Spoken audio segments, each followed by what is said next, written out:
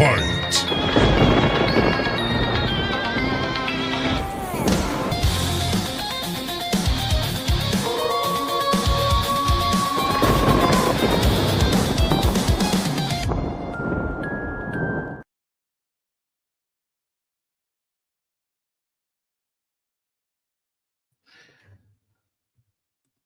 Hello, everyone, and welcome back to the Movie Hero Network. This is Tier Ranker Fights number 125, and we are discussing horror movies of the 2020s this evening, all those recent releases of the last 5 years or so. I am Austin Pez Howell, and I'll be your host for the festivities this evening, and I've got a great panel of horror fans to help me break down all these recent release horror movies in Tier Ranker fashion. So let me bring them in one at a time, and we'll welcome everybody to the proceedings. Got Mr. Jonathan Caro. How's it going, Jonathan?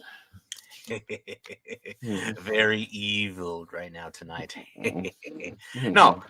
This decade has been filled with interesting horror movies, original concepts, needless, unnecessary sequels that we'll maybe talk about. But no, I'm here to have some fun with a great panel tonight.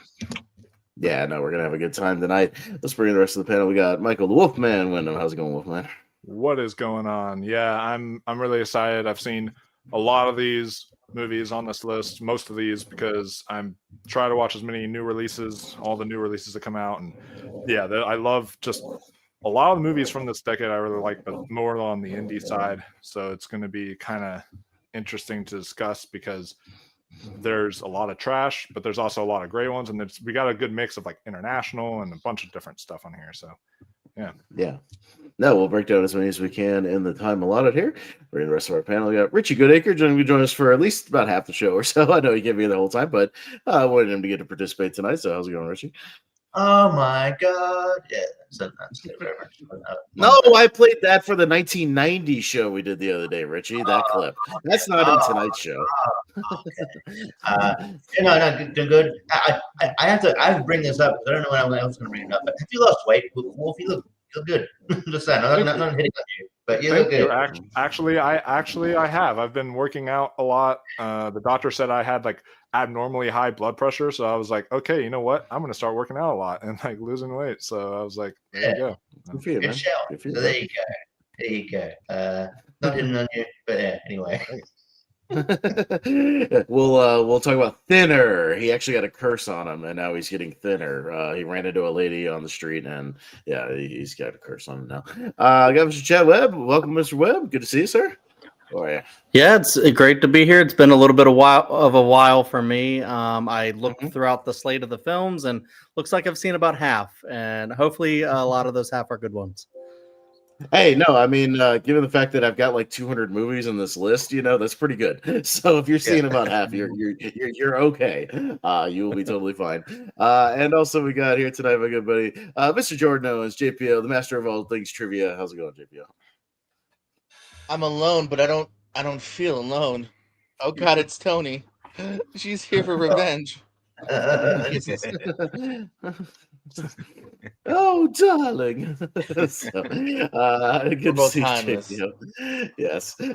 So tonight is Tier Ranker Fights, and how it's going to work is we're going to bring up our handy-dandy Tier Ranker chart. I'll kind of bring it up as a visual aid as I explain how everything's going to roll here. And there we have it. And we've got tiers to break down here tonight. Got the S tier, so all those movies that are kind of the best of the best, the top of the top, the movies you would put up in that elite level will go up in the S tier. And we'll be looking to, by the end of the show, have just 10 movies in that S tier. So we might end up with a few more than that, before the final ranking, but that's where the votes come into play that I'll keep track of throughout the show on my little chart off to the side of me. And then for the rest of it, grades like in school, A, B, C, D, F. We have a tier for haven't seen, so we need at least 3 people on the panel to have seen it to get it up into that haven't seen category. If you end up nominating something that doesn't quite get enough of the seen votes, we'll give you one mulligan to try again, and then we'll kind of move on from there. And then as you'll see down here, I've got everything in alphabetical order. It was pretty thorough. I've got just about everything noteworthy, again, of the last couple of years from 2020 to stuff as recent as even the Black Phone or Good Boy or Weapons, things like that. So even the stuff that's in theaters tiers right now. And then, yeah, we're going to go up and down the panel here, and everybody will get a chance to nominate something, whatever you want to nominate for the panel. Give us a couple of quick reasons why you would put it in the tier that you want to put it in, and then we'll go up the rest of the panel, and everybody can agree or disagree where would they put it in the tier chart there, what tier they would put it in, and I'll kind of take an average of everything, and we'll see where it ends up. Again, 10 in the S tier by the end of the show, and we'll have 3 honorable mentions from the A tier, and we go for about hour 45, maybe 2 hours. We'll find a good stopping place kind of right in there. We'll hit what we call the last minute Hail Mary round, the last chance round. I'll explain a little bit more about that when we get there, but essentially anything else that you want to shout out for an S tier or a high A tier, we'll shout those out at the end, so you'll still get a chance to talk about them briefly. And then, we'll get that when we get there. And other than that, that's kind of how it works. JPO has suggested something fun we do kind of at the beginning of the show here for our opening round. It's kind of more of a rapid fire-ish sort of a thing. We don't do like full discussions, but if anybody wants to nominate sort of one of those movies you would have in we'll call it the garbage round or dumpster round, where we dump the garbage very quickly out of the front so we can kind of stay positive the rest of the show.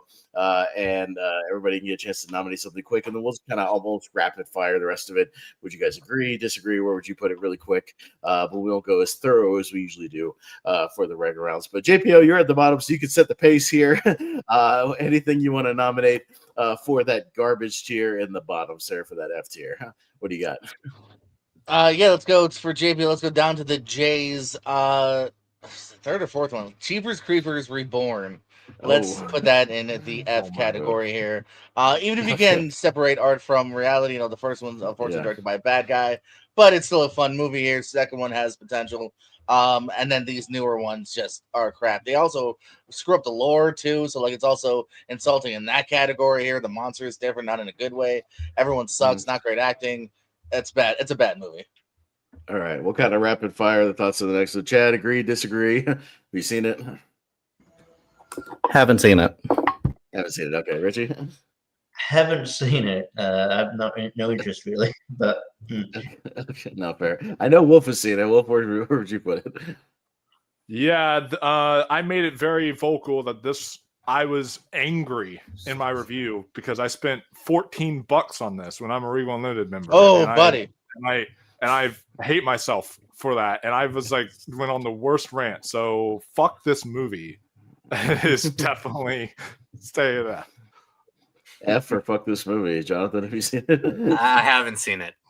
I have as well, and I'll keep it an F tier. And I'm the same as Wolf. Unfortunately, I paid for that stupid Fathom event, 2-night thing that they did with this movie. And boy, does this movie suck ass. It's the worst. Because that's what they did. It didn't even get a wide release. It got one of those Fathom event releases. And it stinks. No matter what you think, even of the first two, and the second one even isn't great, but man, it is leaps and bounds ahead of this one. leaps and bounds. The makeup's horrible. Yeah. The scares are terrible. The mythology's terrible. It's all bad, so I would agree with that. So there you go. I need to go Tinker Tailor My Soldier Spy after talking about this. So yeah, anyone who's seen the movie, you know that reference. It's just so stupid. Jeez, Chad, anything you would throw in the anything you would throw in the dumpster pile, real quick, Chad? I'll throw in Don't Breathe 2 as a dumpster. I really like Don't Breathe. If you watch that movie, you might start to go, oh, poor guy, they're breaking into his house. And then at the end, you realize that he's basically a guy who kidnaps and rapes people. And then Don't Breathe 2, they're like, hey, let's sympathize with that guy. Let's make him the hero of the movie. And it's no, I'm good on that one. No, we don't need to sympathize with people like that. No, thank you. Richie. Yeah, it's not quite F tier for me, but it's not a good sequel. I would probably put it more around the maybe D, but that's not high praise. Okay, Wolf. Yeah, it's also low D for Don't Breathe. Okay, Jonathan. I had to wrap my head if I've seen it, then I have seen it, but I forgot to log it in my letterbox. So yeah, that's a misfire for sure. But I'd put it in D. Yeah, I might also go D tier only because, I disagree with what they did. Yeah, trying to make him the hero. I think that's really, really stupid because he's not a sympathetic character by the end of that first movie. And yeah, I did not care about his plight in this one, but I don't think it's like the worst made movie I've ever seen. I don't think it's worse made than Jeepers Creepers Reborn. That's literally my only reasoning, Chad, is I think it's a better made film than something like Reborn. I understand that. That makes sense. But yeah, JPO. I'll even be the nicest one, unfortunately, and say C, because you guys aren't wrong. It's a really weird ass concept of making somehow trying to like. I guess the producer like, well, people like Stephen Lang now because of Avatar. I don't know what the idea was, but it is kind of sadly a well made-ish film to a degree. So I can't go any higher because the initial concept is horrible. But it's actually, again, like you said, it's not that horribly made. Weirdly enough. Yeah, no, I got you. All right, so it'll average out to a D there. For Don't Breathe, Richie, anything you would throw in the trash pile? Yeah, get it for Megan 2.0. Okay. God, you talk about bad sequels. I hated this movie. It's surprising that it made it into the horror thing. So they just completely flipped the genre over, and then completely make this killer sort of doll into this sympathetic character, and it's just like I was kind of given pause from the trailer. I'm like, this might look bad, and yeah, it's just constant exposition. It's just bogged down. It's just so boring. Characters are stupid. And then it's just mind-numbing. Like every worst decision they could make in a sequel, they made here, and it showed in the box office. This movie's terrible. So yeah, F for Megan 2.0. All right, Wolf, did you see Megan 2.0? I did. I love my team at Here's the Thing, but most of them always are giving me shit because they actually love this movie and they thought that this was like a blast. And they're just like, well, Michael, you just don't know how to have fun, and it's like wacky. It's like it's not meant to be taken seriously and all that stuff. And it's just like, sure? I constantly get in arguments with them about that. But yeah, but Megan 2.0 to me was just not good. And look, I was here to have fun. I laughed my ass off at this trailer. All right, I was ready for a bonkers time, and to me, it just was not what the trailer promised. So I'm not gonna go F because there's some entertaining moments here and there. So I'll go D with it. But yeah, still not good. All right, Jonathan. Yep, I've seen it. The third act, I was entertained at times, but Richie's right. It is heavy on exposition. Holy moly. Like, it's so overdone with heavy exposition and also dim cinematography and overacting. It's baffling. So I would say D as well. There are worse horror movies this year, believe it or not.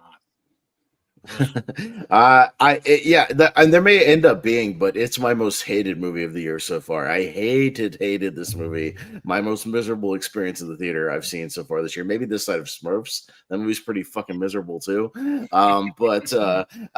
movie's awful. Every scene is chock full of clunky exposition, like literally every character just speaking at it nonstop. There's too many plot twists for its own good, too many character flips, like the characters just flip for no reason and just because the plot needs them to. The lack of horror is ridiculous. Trying to make the character sympathetic when she literally killed a dog in the first movie in addition to people. So I'm sorry, you're not sympathetic in my book. It's action scenes that just go on and on and on and on and on and just never ends. So no, it's an F for me. I hated this movie. JPO. I could forgive people for killing dogs. It's a C. I'm gonna be nice again. Okay, he's gonna be the nice guy on the show. He's gonna be the sympathetic guy on the show tonight. Chad, have you seen it? I have not seen it. Nope. But I don't know if I want to now. It's really bad. It's barely a horror movie too. Like it almost shouldn't even count. Yeah. So what do we have? 2 Fs, 2 Ds, and a C. So so I guess it goes up to D. For now, Jonathan. No, Wolfman. Or I'm sorry, Wolfman. Sorry about that. Yeah, sorry. We're not ready right. for me yet. Talk about Yeah, we'll a get there. movie.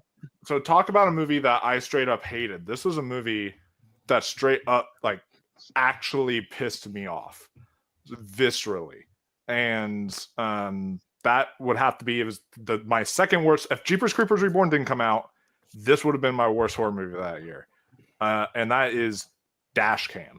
Holy shit, this one was awful. I'm a found footage guy, so like I am big, and so I really like this subgenre when it's done right. When you have, like, it can be really, really intense at times and really entertaining. Even some of the bad ones can be entertaining. But this one is about some like annoying MAGA hat wearing pro-Trumper girl who literally the entire movie is just rapping about like right-wing crap. And it's just like, that is, and because she's a rapper or whatever, and that's all she's doing the entire movie. And it's just like, and then the movie ends where like the beast or whatever is coming after her, and you can't even see it because it's all like shaking all over the place, and it's barely even able to be seen. And then what she does, instead of actually grabbing a weapon to fight it, she spends 3 minutes of the very end rapping. This is the most annoying character I have ever seen put to film, and I fucking hate this movie. So Was this movie made by Tom McDonald? You know this. It was made by the Daily Wire. It's a Daily Wire. Yeah. That's what it felt like. Yeah. Jonathan, have you seen Dashcam? Haven't seen. Haven't seen. I saw it once and kind of quickly forgot about it. But yeah, now that you bring it up, yeah, that protagonist is pretty damn annoying. And yeah, I like found footage movies too, for the most part. I'm a kind of a defender of the genre. But yeah, the movie was more annoying and frustrating than good. It has like one good scare where there's like a body coming out of a lake. It's like decent. But yeah, it's has a few well-made moments, but overall not a good movie. I put it in like a D tier. So it didn't infuriate me as much as some other movies. JPO, have you seen it? Did not see it. Did not see it. Chad, have you seen Dashcam? Nope. No. Oh, hello. Richie? No, I haven't seen it. But curious. Okay. All right. Also, I two do votes. want to mention not a single use of a dash cam in the movie, by the way. Yeah, that was the weirdest thing. You'd think it'd be like a whole movie from a perspective of like a rear and a front dash cam, but it's not. Yeah, at all. Yeah. It's very strange. I don't know why you wouldn't just call it girl in a car. Jonathan, what do you got? Okay. I would want to bring up a cheat, but you know what? I think I have a feeling that you might bring it up, Austin. So I'm going to bring up something from 2025 also. Fear Street Prom Queen. Thank you. This movie, I look, hint, wink, wink. What? I'm a fan of the Fear Street movies, but this movie, Prom Queen, like, this is it. This is all we get after the anticipation. I mean, the series reinvented the joy and creative storytelling, tracing back to the 1990s. But here, this is a generic, lazy mishmash of muddled dialogue from different decades that felt so confused. I was angry at, following these loathsome characters, and it's just a boring motivation for this character to kill people. And also, I couldn't see the connection with the other movies, except for you just gotta wait till the credits. Oh man, I think this was just a colossal disappointment, a colossal piece of shit, and I think this is one of the more unbearable experiences of the year. I feel bad for Lily Taylor and Catherine Waterston being lumped in this. So this movie sucked. So I have a confession. I haven't seen any of the Fear Street movies. I got to get around to them. I still haven't seen any of them. So I missed even a. Yeah, I'll catch up. I'll catch up with the Prom Queen one just because I'll watch like the worst of the year kind of stuff, by the end of the year. But I haven't seen any of these movies. But I'm sure JPO has. He watched all the streaming stuff. JPO, you seen it? How dare you assume? Yeah, I've seen all four. No, this movie it truly is aggravating because the first three had like a fun overarching plot. They're a little meta. There's some fun characters. And then all of a sudden, this fourth one is just—it's the most generic, bad kills. Like, so I can't even really go with that. Like, yeah, it's really bad. I agree with that. I was really disappointed. It's bad and disappointing all at once, both categories. Okay, where would you put it, tier-wise? I said F. I'm happy with F. Okay. Yeah, it really gotcha. is. There's No, not just much making sure. going for it. If you're wondering where Chris Klein Yeah. is, it's here. Oh, okay. Good. That makes me want to see it less. All right. At least the worst part of those American Pie movies. And he Chad? doesn't really prove why he had fallen off so quickly in this movie either. All right. Chad, have you seen Fear Street Prom? No, it feels like I skipped all the ones that people hate. So Okay, fair enough. Richie? Yeah, I did watch this, and I have watched the other one. The cool thing about the originals is they felt original. They were cool. You know, like you hadn't seen these certain movies like this before. Like the first one was definitely like the sort of like you know, pro feminist movie with like you know the 80s backdrop, and it felt cool. This one just goes straight to cliches, and yeah, it's just dumb. And then yeah, like the marketing had Ariana Greenblatt on it. She's not in it much. I'll just say that. Because she's on it. And Chris Klein's in this movie, and you've heard me talk about Chris Klein. I think he sucks. He's in this movie, and this movie is bad. So F is a good spot for it. All right, Wolf. I have not seen it, but I also have a confession to make. After watching Fear Street 1994 or whatever, I said to myself, you know what? I'm good. I was not super high on the first one. But I might still watch this for the worst of the year list at like the end of the year and such. But when we recap the horror movies, I'll see it before then. So I will. But I haven't seen any of these. As far as me, oh god, so many to choose from. I got like 9 on my list. But I'll go with one that maybe made almost my top of the year last year, which was a movie I probably wouldn't have bothered with, except that it was the first Regal mystery movie of the year. And Wolf is about to know what I'm going to say. It's Founders Day. Founders Day is the shits. This movie, again, it feels like a streaming movie that got pushed into theaters because of all the writer strikes and the director strikes and all that kind of stuff. They needed content for theaters. They ended up pushing this out for like a week release. It's a complete and utter Scream knockoff, like down to its bare bones, trying desperately to be Scream. Problem is, the movie has so many tonal shifts, you don't know what everybody's going for. The main two characters are playing it deathly serious, like trying to win Oscars, and everybody else in the movie is in a parody film. Like, I think they were convinced they were in a parody movie, and then the two main characters are convinced they were in a serious movie. So it's a complete clash of tones, bad, over-the-top bad acting, bad plot reveals, predictability all over, an absolute garbage fire of a horror movie. So, I hated this movie. JP, have you seen it since it came out? No, sadly, yeah. Like you said, it looked bad, and I never got to it. No, fair enough. Chad, I don't imagine you've seen this one, but I was about to say, what do you think? No. Yeah, no. I figured you didn't bother with it. Richie, I think you've seen it, right? Have you? I don't think it ever came out here. That's how bad. I don't think it ever. Yeah, I don't think it ever got released here. That's why I'm more and more convinced it was like a to-be original that they pushed into theaters like last minute. I swear, I think it was. What also makes it basically feel like a to-be original is all the mystery movies. As someone who goes to them a lot, all the mystery movies are usually $5. They charged $1 for this mystery movie.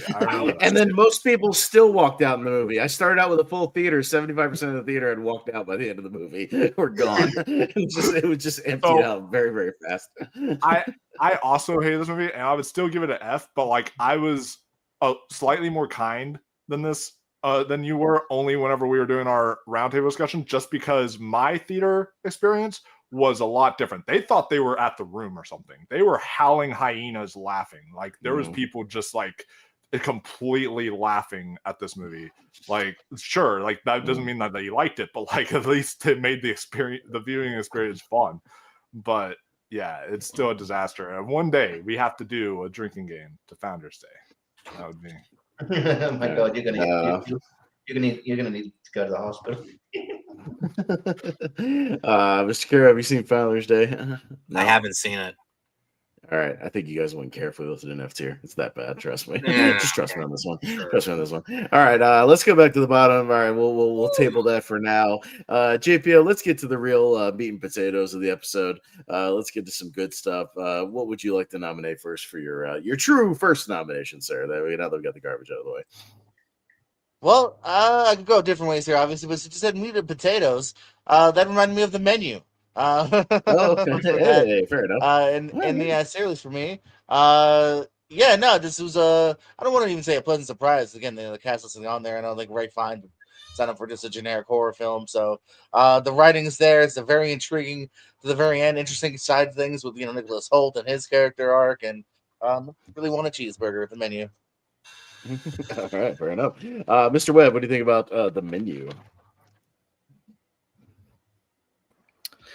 Yeah, I think the menu is actually pretty great. I'm trying to figure out if I want to put it in S tier personally or not.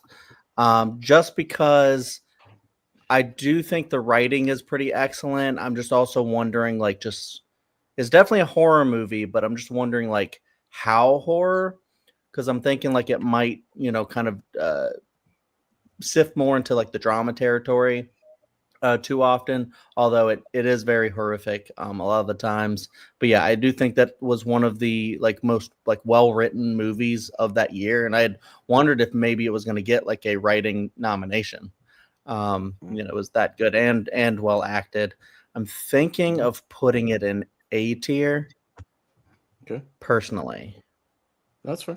but I might be not on that. They're good. Richie. Yeah, I love this movie. I think it's fantastic. And yeah, I think it spans a couple of genres. You could even put it make an argument for comedy because I think you should knock it just because it's not just directly horror. It's still horror. Yeah, it's generally funny in parts as well. But yeah, in a dark, twisted way. Can Adam Blumpier recently from Wrestle Talk, formerly Wrestle Talk, put it his top 10 horror movies, and he put this at number 2. And I'm like, man, I'm in you're on my wavelength, man. I like how it goes after foodies. But I also relate to Nicholas Holt about being well into a hobby that other people aren't. So yeah, and I just love how the fact that John Leguizamo was parodying Steven Seagal in this movie apparently. So that's fun. And Ray Fiennes was amazing, and he should have got more recognition for the performance. And yeah, so I'll go S. All right. Yeah, Wolf, menu. Yeah, I'll take any menu that has Anya Taylor-Joy and Ray Fiennes in there because they were both incredible in this movie, and I think the writing was great. I think that this should have gotten a screenplay nomination at the Oscars. Personally, I think if they didn't have their horror bias, I'm not saying you need Best Picture, but Best Original Screenplay would have been really cool. And I also loved the cheeseburger scene that I straight up, after the movie was done, I was like, okay, I'm going to pick up a cheeseburger right now. I can't, I literally have to. I was craving it. And I literally ate before I saw the movie, but I was just craving a cheeseburger after that movie. Yeah, don't watch this on an empty stomach. This is very much a food movie, and I loved it for that. So yeah, this is great. I'm not ready to say S yet. I think that there's some other ones on this list that whenever we look back at the 2020s, we're gonna say that's what defined that decade, and I think that that the menu necessarily won't be the one that defined that decade for me personally. So I think that for me, I will still say A because I still really loved it. So yeah, Jonathan. If you had asked me back in the year it came out, 2022, I would have given it a B. But last year I rewatched it, and I'll be honest, I wasn't paying as much attention in 2022, but years later, I was paying attention to how satirically delicate this movie is, no pun intended, and I understood what it was going for, especially through the writing, and the screenplay is the key factor of this film, in addition to the acting, especially from Ray Fiennes. I think it's just a sharp movie, and I think it's going to get sharper, and more interesting the more times I watch it, and I think it's going to hold up regardless of any genre. So it's going to be a low S, actually, because I think it's, the more I think about it, the more brilliant I think this screenplay is. So yeah, low S. Yeah, no, and my criteria for this is definitely going to be movies that I've either gone back to, or even the more recent stuff that sticks with me and I've just thought about and kind of reanalyzed in my head over and over again. And I've watched the movie 5 or 6 times since it came out. I love this movie. I think this movie's great. Watched it again very recently. Showed it to my girl. We had a lot of fun with it. I think Ray Fiennes is brilliant in this movie, and yeah, the writing is exceptional. The way it kind of sucks you in, and I love a movie that was kind of a surprise. I didn't even know much about it, until I started seeing maybe a trailer or two, 2 or 3 weeks before it came out. I didn't even know much about it, and it blew me away. Made my top 12 that year. So no, I dig this movie so much. So I would easily put it in S tier. It's on my list. So it'll have 4 S's and 2 A's for now. So it'll stick up in there for right now. Chad, what would be your first kind of actual nomination here? Not for the trash pile. What do you got? I've been sitting there trying to figure out which one to go with. I think I'm going to go with one from last year that just like really, really, really surprised me. Even though I liked the first one a lot too, but I'm gonna go with Smile 2. Okay. And I'm gonna put Smile 2 in S tier. Which, I don't know how other people will feel about that, but I honestly was kind of blown away by it. I think Parker Finn is just incredible. Like, I feel like I've seen ideas like this before, and also like the idea of it being kind of like at first it feels like something that would be gimmicky, but I love how he takes it and turns it into something that is expressing addiction and stuff like that in this movie, and how it spreads and all that stuff. And this is also just one of the scariest movies I've seen in a theater. And it didn't help that I was gonna be by myself, and then thank God a couple came in and was watching it with me. Not right next to me, but they came in, and I was like, thank God, because there was that one it would be creepy if you were watching it, Chad, and all of a sudden in the middle of the movie they turned around and started staring at you and smiling. That would be creepy. There was people walking out of the screening, and I saw people walking out of the screening at this one theater, and like all the theater employees were just standing there smiling. Yeah, because there was that one part where that's a scene. There was that one part where I think it's Lucas Gage is like standing behind her, and I got to that scene and I was just like, all right, I have to move to the very back of the theater. I can't have space behind me, kind of a deal. And anyways, this movie just freaked me out, and it didn't help that I had to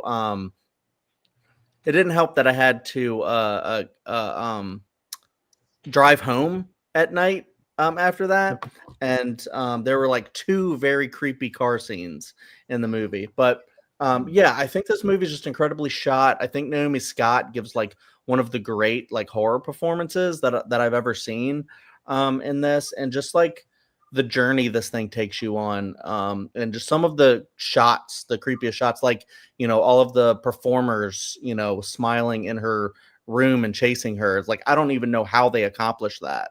It's just like, I don't know, it just feels like just next level filmmaking, and it hits on all of the beats for me that just makes like a great horror film. Like, it's got that depth too. It's not just a paint by numbers kind of just trying to scare you thing. It's got depth, but it's also extremely scary and has great performances and just all of the above. All right, Richie, Smile 2. Yeah, I watched it again recently, and it's just fantastic. It just takes what the first one and just kind of blows it up, makes it way more bonkers. And I think Naomi Scott delivers a fantastic performance. Like, I feel like if the Academy recognized her performance is more like she could at least be in like consideration. She was amazing in this film. I thought it was just great, and just a great way to a great way for a sequel to do, just build upon the next one. I don't it's the first time I've seen Jack Nicholson's kid as well. Then it was Ray Nicholson. It's just looking scarily like, oh, like, holy shit. But yeah, I think this movie's great, and I hope they do a third one because I think that's going to be bonkers. So yeah, I'll go S tier, sure. All right, yeah, Wolf. Yes, Smile 2 definitely left a smile on my face because because when I saw the first one, I actually what Chad mentioned there, because I actually thought the first one was a paint by numbers trying to scare you movie. I actually wasn't that big on the first one personally, and I went into this one with lower expectations because of how I felt about the first one, despite everyone praising it. And I really loved Smile 2. Like, yeah, this thing was genuinely terrifying. And also, there's like a scene in this movie, and if it was like maybe a drama, then I would be more actually upset at this. But because it's a horror movie and it's supposed to like viscerally affect you, there's a scene that actually triggered me. Like, Chad knows what I'm talking about. I texted him like after the movie was done, and I was like saying, dude, this actually, because of something I personally went through, I was like, this actually triggered me like viscerally. And so it did its job, and I really appreciated that. And Naomi Scott, she just this is like some like Toni Collette and Hereditary level kind of acting here. I thought she was that good. And one of my biggest highlights of award season last year was the Hollywood Critics Association actually did nominate her for their award show. And I was like, oh, F you, Academy. There you go. She at least gets in a major like critic award kind of thing. So that was really cool. But yeah, this was a absolutely phenomenally well-made movie and just terrifying and much better than the first one. I loved what it had to say as well, too, thematically. Man, this is kind of tough. But I think I'm gonna go A, but like a very high A for me. But like, yeah, I do really, really love this one. And if it's an S, I understand. Yeah, Jonathan. I'm in agreement with Wolf about the first movie. The second movie is definitely a big surprise. After that great opening with Kyle Goldner, I thought that the first 30-40 minutes were a bit slow, but it does ascend to great jump scares and great character development, especially from Naomi Scott's character. And it's a really good movie. So I will give it an A tier for Smile 2. Really good movie. Mm-hmm. I'll go S tier for Smile 2. So on my list, I think it's a dramatic improvement over the original one, which I watched again before I saw Smile 2. I think it's a good movie, not a great movie. But this one, from the opening with Kyle Garner, that gets me just amped up to the fantastic performance from Naomi Scott. We talked about, even I think with Chad, like all the great horror female performances from 2024 had a bevy of them just up and down the year. Just really a lot of great horror female performances. So it was a good year for that. She's right up there near the top of the list. That hallway sequence, where they're like chasing her through the hallway, legitimately freaked me the fuck out in the theater. And if you can, I don't get scared a lot in movies anymore, but that scene goddamn gave me so much anxiety and freaked me out. So if you can do that, you get high marks in my book. And it's kind of a mind fuck of a movie, like all the twists and turns it takes, with what's real and what's not real. I thought it was a great roller coaster ride. So I'll give it an S tier. So we'll see where it ends up with JPO. JPO, where would you put Smile 2? I'm gonna smile and give it an S, man. I like the first one a lot. I think it sets good ground, but the sequel does just expand and make it bigger, and I think kind of better. Like I said, there's several just great sequences, whether it's the opener with Gallner to the dance sequences, which are very unique in its own way. So, and everyone said the performance. So this is an S there. Yeah, all right. So 4 and 2, just like the menu for now. So it'll hang around up in there. All right, Richie, what do you got for your nomination? Well, yeah, let's keep the train going with great female performances. I'll go someone who should have been nominated for her performance in a horror movie. I'll go Mia Goth and Pearl. I think Pearl is just a fantastic prequel to X, but yeah, like it's just she is just fantastic in this film. Like yeah, just as she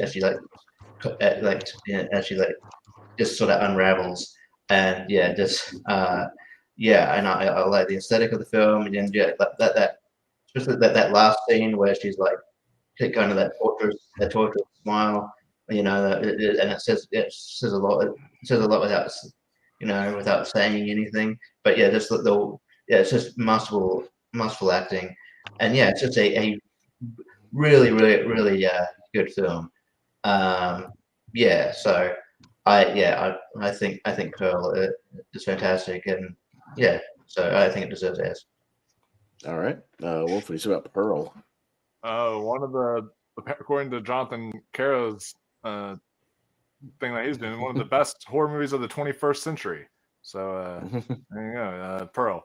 I think that these movies, this is going to be unpopular for me to say, but these movies are good, but I think that they are a bit overhyped. The X trilogy, personally, I think like people talk about them like they're some of the best horror like ever created, and it's like they're really like they're not like that high praise level for me. And maybe it's just I went into these with that hype, and then they got like overhyped for me. But I think that they're good, but they're nothing to write home about. And this one might be the best of the trilogy, but for me, I'm going to say like a B because of that. I think it's still good and does some good filmmaking, and the performance is good, but it's like it's a film that is trying to say something, but like kind of is repetitive in what it's trying to say, and it's not really getting its message across really super well. So that's just how I view it. So I propped you up with your weight loss journey, and then you fucking do this to me. You give me a fucking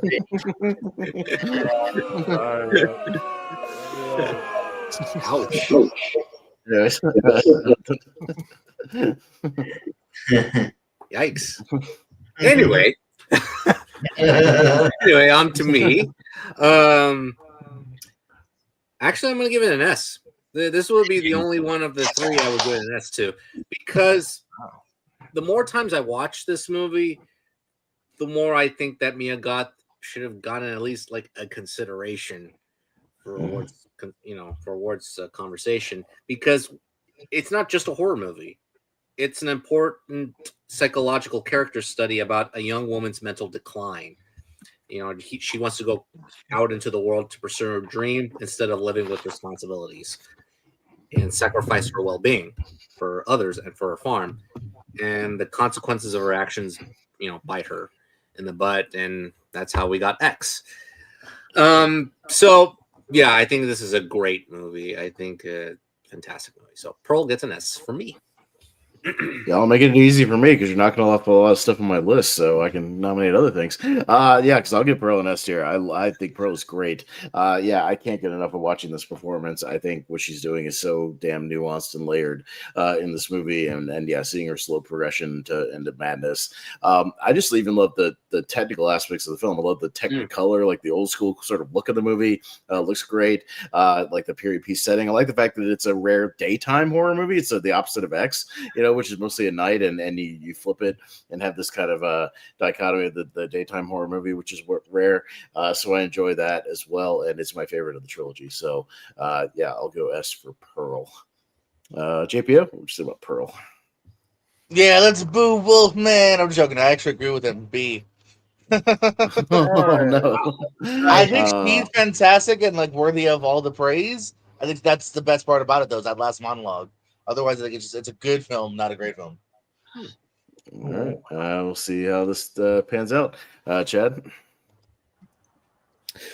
Ever since Richie brought it up, I've been on the fence about like if I'm gonna do S or A. I'm not going lower than A. I definitely don't agree with that because I do think this is a really good movie, just in general. I mean, just talking about her performance and everything. I mean, it's more than just that. I mean, it's not, she's not performing great in a mediocre movie. She's just performing great in just a really well made movie. I mean, Ty West is a good director. If we're talking like, you know, Maxine or something like that, it's an entirely different story. But I think right now we're talking about the best of that trilogy. But is it like one of the best horror movies of the 2020s and like an S tier? I think it's close. And that's why I'm like either high A, low S. But what does it fit into? And I'm just I'm just thinking over all of the other great S tier movies. Now the thing is, if I say S, and it goes in S, then well, I don't even know if it still would because of the B's. But if I say S and then we have a lot more S's, then it might still end up in like an A or something like that. So I'll just go low S. I think that because I do think it is a really well made movie. And I was kind of blown away when I first saw it. And I think it's hold up upon rewatch. Because I think it does have like that great thing about like, you know, searching for stardom and, you know, just not being able to get it and just like, you know, the frustration of that, but like all of your dreams, you know, crushing you and stuff like that. And it's just, yeah, that final, you know, monologue with her end up chasing the other person, like the other person's acting too is amazing because, you know, she gets that realization of what's going on, you know, during that monologue, and then that chase with the axe is just like crazy. So anyways, yeah, I'll go low S. Okay, so Did I mention that you look good today, Chad? Just so I mention that. That's it. You look so fit and in shape, Chad. Yeah. All right, so 4 S's and 2 B's. So they'll stay kind of where it's at right there in the S tier for now. All right. Well, I believe Wolfman, we're on you, man. What you got? Yeah, now I gotta look forward to Richie calling me fat for the rest of the night. But my the next one I'm gonna bring up, I'm gonna keep the tradition going of movie. Every time I'm on one of these tier rankers, I'm gonna advocate for a movie that is gonna end up in the haven't seen tier. That 6 people see. Most likely. And so I'm gonna go with my favorite of every single one of these that I've seen, and it is the Palme d'Or winner. That was actually a French film, and which is one of the most prestigious prizes in film. I know.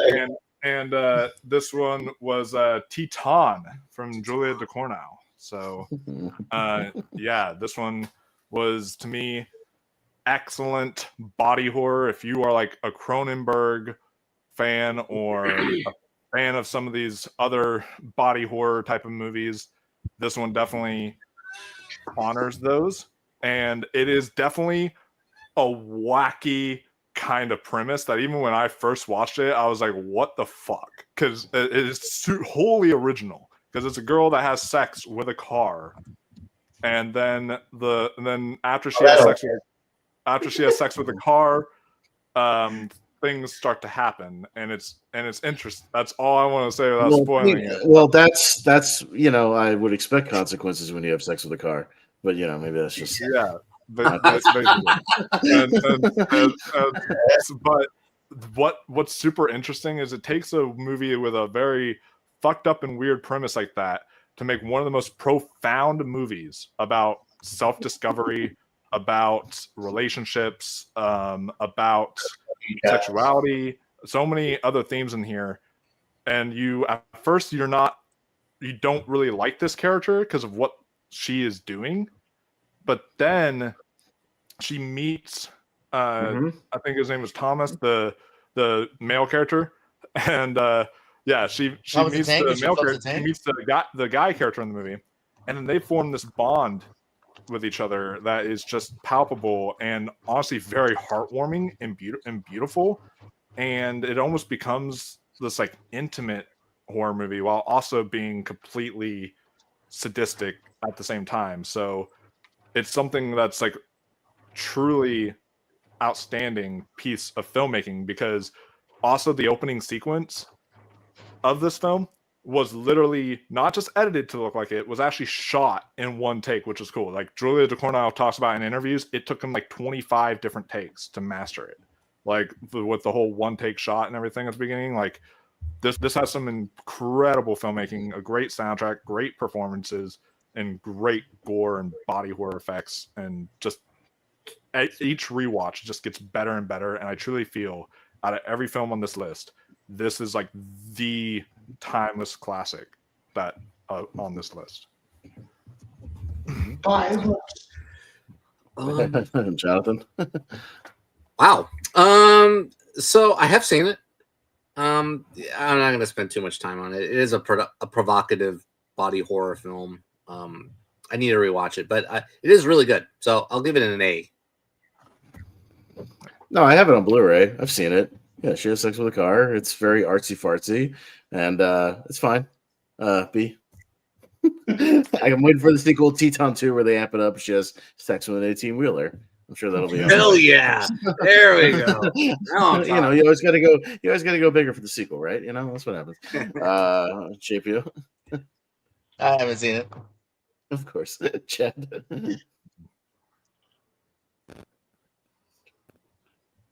Yogi, bro.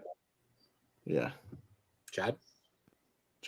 Sorry, I didn't know you guys were on me. Titan, that is, yeah, it's definitely a good movie. I'm not as high on it as, some people are. I will say A. I'm not going to go B, because I do think it is a good movie, but it's one that I need to rewatch. I don't know if I'm on Ducournau's wavelength. I didn't love Raw either, so I don't know. I do need to rewatch, but I did remember enjoying it. Yeah, I mean the direction is really great in it, though, I'll say. But yeah, I'll go A. All right, Richie. Would this be a good double feature with Disney Pixar's Cars? It's fun for the whole family. Show your kids both of those. I mean, if you really want to get twisted, you can watch it along with the old sitcom series My Mother the Car and get really twisted and weird. Yeah. I've seen Raw, I haven't seen Titanic. Well, hey, at least it makes it, Wolf. Yeah, well, you got it up on the board. There you go. Yeah. Okay. All right. It's on the board. Jonathan, where are you going for this one? All right. I'm gonna go with I think this will be a horror classic in the future. And this was one that blew me out of the water last year, and I'm gonna go The Substance. Oh, well, that makes it easy because that's what I was going to nominate. Yeah. So you make it easy for me. Your minds think alike. No, this is a fantastic movie. I think it just starts out heartbreaking because Carly Farget just beautifully illustrates peer pressure for a woman to maintain her beauty standards for society, as she's alone on the edge of the bed, depressed and lonely. You know, from the point of view of a long, dark hallway. Yeah, because her reputation is like battered by reality from especially this producer, Dennis Quaid, and that society has torn her apart. You know, Demi Moore. I mean, she gives a great performance. You know, she got nominated last year, and she's fantastic. Yeah, the scene where she slaps her face because she thinks she's not, she doesn't look great. That's realistic. And poor Fred. Poor Fred. Poor Fred. That's right. Bad for Fred. What a nice guy who would have been. I know he was a nice guy. Most sympathetic character of last year. Oh my gosh. I know.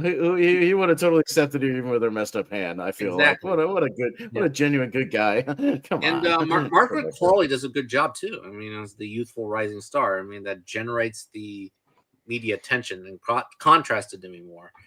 And then it becomes very Cronenberg and very bloody. And that's it. That's all I'm going to say right now because it's a year old, actually. So I'm going to Substance. Nah, you're easily gonna get an S tier for me because it was my number one movie of last year. Period. So, if it's my number one movie, it's easily going to be in the S tier. And yeah, and again, it only came out last year, but I saw it twice in the theater. I've watched it 2 or 3 times since it's came out. Since I got it on Blu-ray, this movie's so damn good, and I think Wolfie remembers me texting him, just being like, "Holy shit, bro, go see The Substance as soon as you possibly can. This movie's gonna knock your socks off." It's insane. Yeah, where it goes. I didn't even know that much about it before it came out. I had heard like a few things. I didn't even really see much of the trailers. I just heard it was like a body horror movie. But to me more, I was like, okay, I'm in. Love body horror. Yeah, it might be the best body horror movie I've seen since The Fly with Cronenberg. Like, it's awesome. And yeah, it goes full bonkers in the third act, and I love it. And yeah, Margaret Qualley doesn't get enough credit for how good she is in the movie. I think everybody kind of talked about it to me, but you know, she got kind of, not that she got like sidelined, but I think she just didn't get enough credit for her performance as well. But goddamn, it's my kind of movie, and I loved it. So yeah, it's a strong S tier for The Substance. JPO. Yeah, I'm maybe not the highest S, but I'm still definitely at an S here too. Yeah, I agree that quality actually gets a little undersung just because the praise went to me. Not that it didn't go for rightfully so. Yeah, that last sequence is fantastic. So yeah, I'll go S. Yes, yeah, Chad.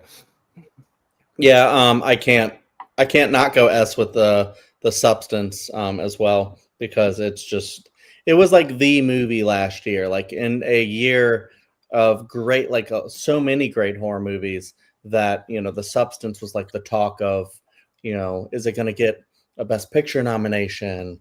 Is Demi Moore going to win Best Actress? Like, it was like at that level of conversation, and that's just kind of insane for like what kind of movie it is, but also really cool. It shows just how the Academy can be kind of cool sometimes, and not, you know, rolling their eyes at something like The Substance that, you know, I feel like half of the audience, you know, the general audience did, of, you know, saying like, you know, well, it's good until the third act, and then it's like, do you understand that it needs that third act? Like, you guys, did you watch the movie and like just really pay attention? Like, it really needs that, you know. And that's the whole point of it, you know, going over the top, is just how ridiculous, you know, body standards and stuff in Hollywood is. And, you know, it really, you know, goes home on that message. And yeah, it's really some of the craziest body stuff that you'll ever see in a movie. It's funny. It's like a straight up horror comedy often, but also very terrifying. And yeah, some of the best performances, and, you know, makeup, and just all the crafts basically. Yeah, it is one of those movies. So I'll say S tier.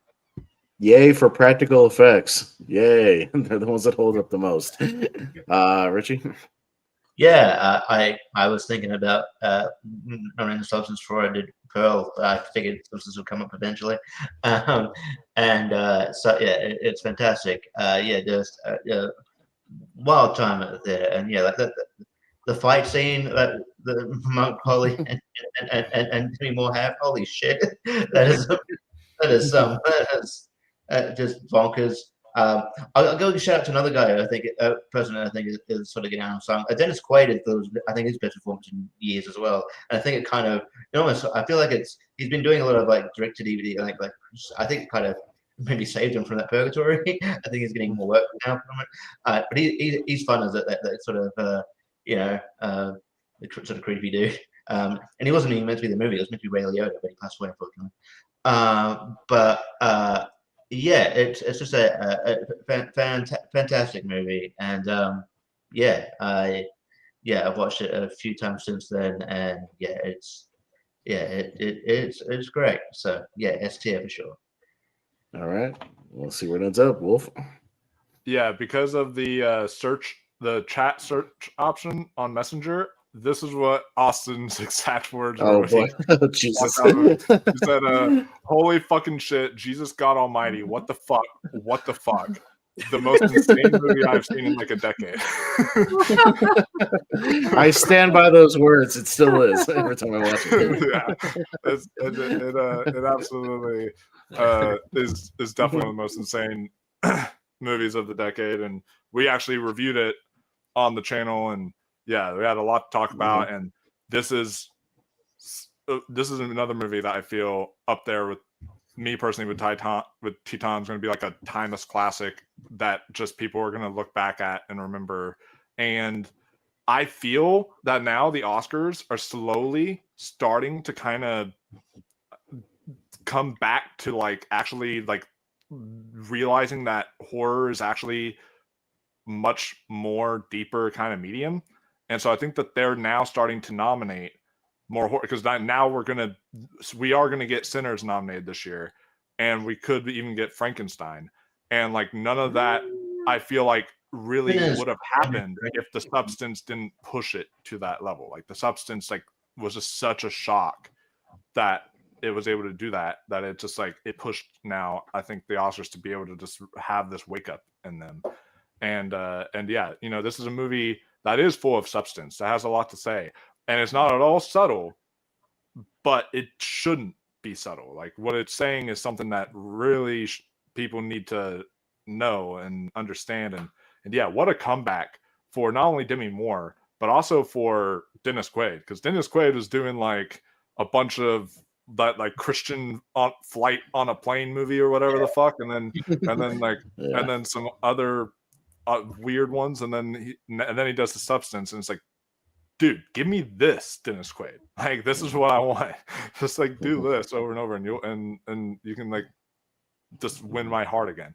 But yeah, this is a phenomenal piece of work. So I definitely think and I love that it's from a female director, by the way. I just think like it's great seeing women directors in horror doing their stuff, like Julia Ducournau, and then now Carly Ferguson.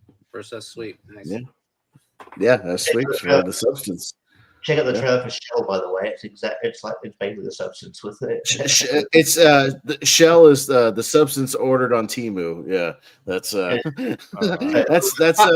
oh son, we have the Substance at home already. Ouch. Yeah, go watch it. It's they realized what they had and they went, oh yeah, maybe we should not put that on. All right, let's see where I want to go. I could either advocate for one that I personally love that won't get into S tier, or go for maybe one that will. I'll go for my personal favorite. I know not everybody's going to agree with me, and that's totally fine. But I wanted to push for my favorite horror movie of 2022, and that was actually the Hellraiser reboot. So I know not everybody's going to agree with me. I get it. But yeah, I just wanted to talk about Advocate. I think Wolf knows that. We talked about it on our yearly wrap-up show. It's a movie that just absolutely like blew me away, and I've gone back to it a couple of times since then. I think the sense of atmosphere in this movie is like off the charts with what David Bruckner did with this. The fact that it again uses a lot of practical effects, even the stuff where they're shifting the walls and like shifting the streets, a lot of that completely and utterly practical. Really creepy sequences where it kind of goes into like that sort of hell dreamland and kind of seamlessly flows from one to the other. There's a sequence in a van where, you know, she's slowly splitting apart from the van. It's just really innovative for what it is. Again, really good performances, especially from the lady that's playing Pinhead in this movie. I think it's great. It's just a really, really cool story from the opening all the way to the close that I think again kind of expands on the mythology, you know, of the actual Cenobites and the different formations, while still kind of keeping that essence of the original movie. And to me, it's probably my second favorite Hellraiser movie behind the original sequel. So I know not everybody's going to agree with me. Like, I think most people agree that it's like a good movie, but I don't know if everybody had as high as me, which is totally fine. But I just wanted to advocate for it. So I'll go with Hellraiser 2022. So, JPO, you seen it? Yeah, no, it's no doubt a really good movie, man. I mean, the comeback of Hellraiser, you know, because after like 7, 8, 9, like really kind of whatever sequels direct DVD, like this thing found a new way in. Like you said, the effects are worthy. Even the final sequence is dope. I really dug it. I'm just going to an S and A.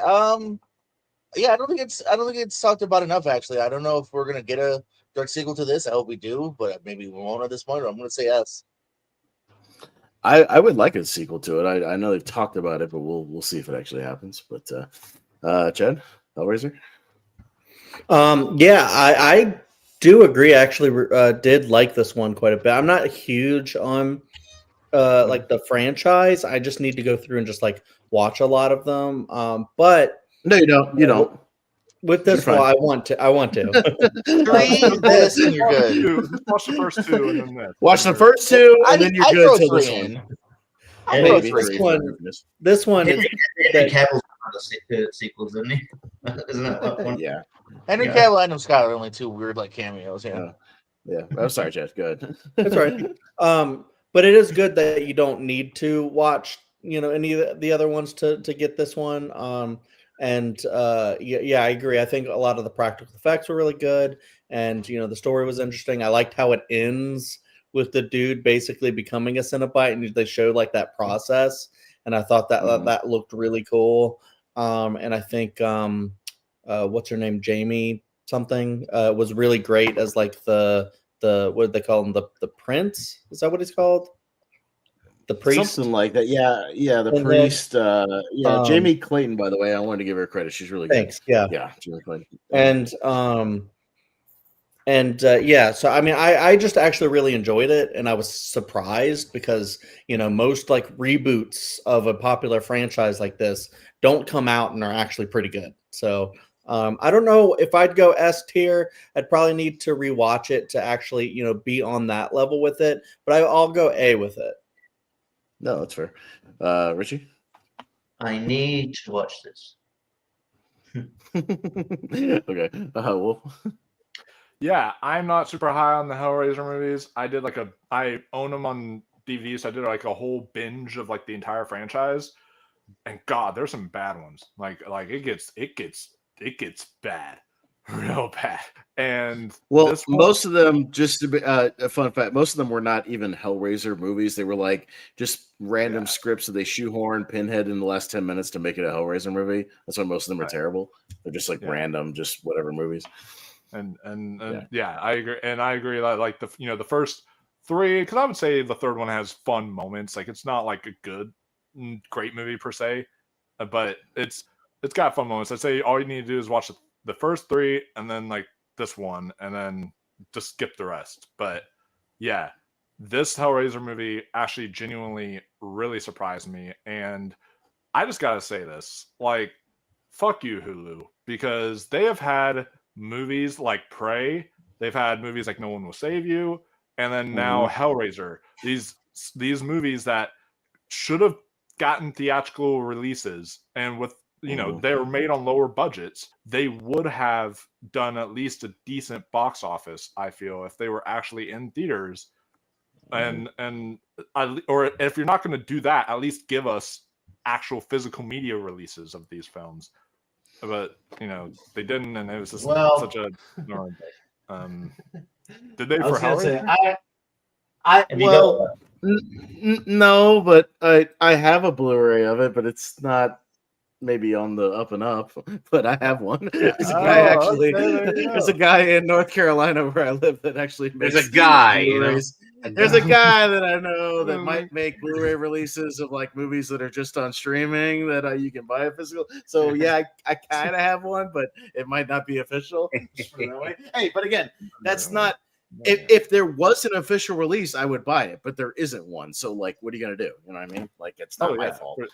For sure, yeah. And then and Hulu, get your shit together. Like it's like Barbarian, didn't get a release, Yeah, exactly. Yeah. So it's just like come on, what's going on, people? But yeah, Hellraiser was really good.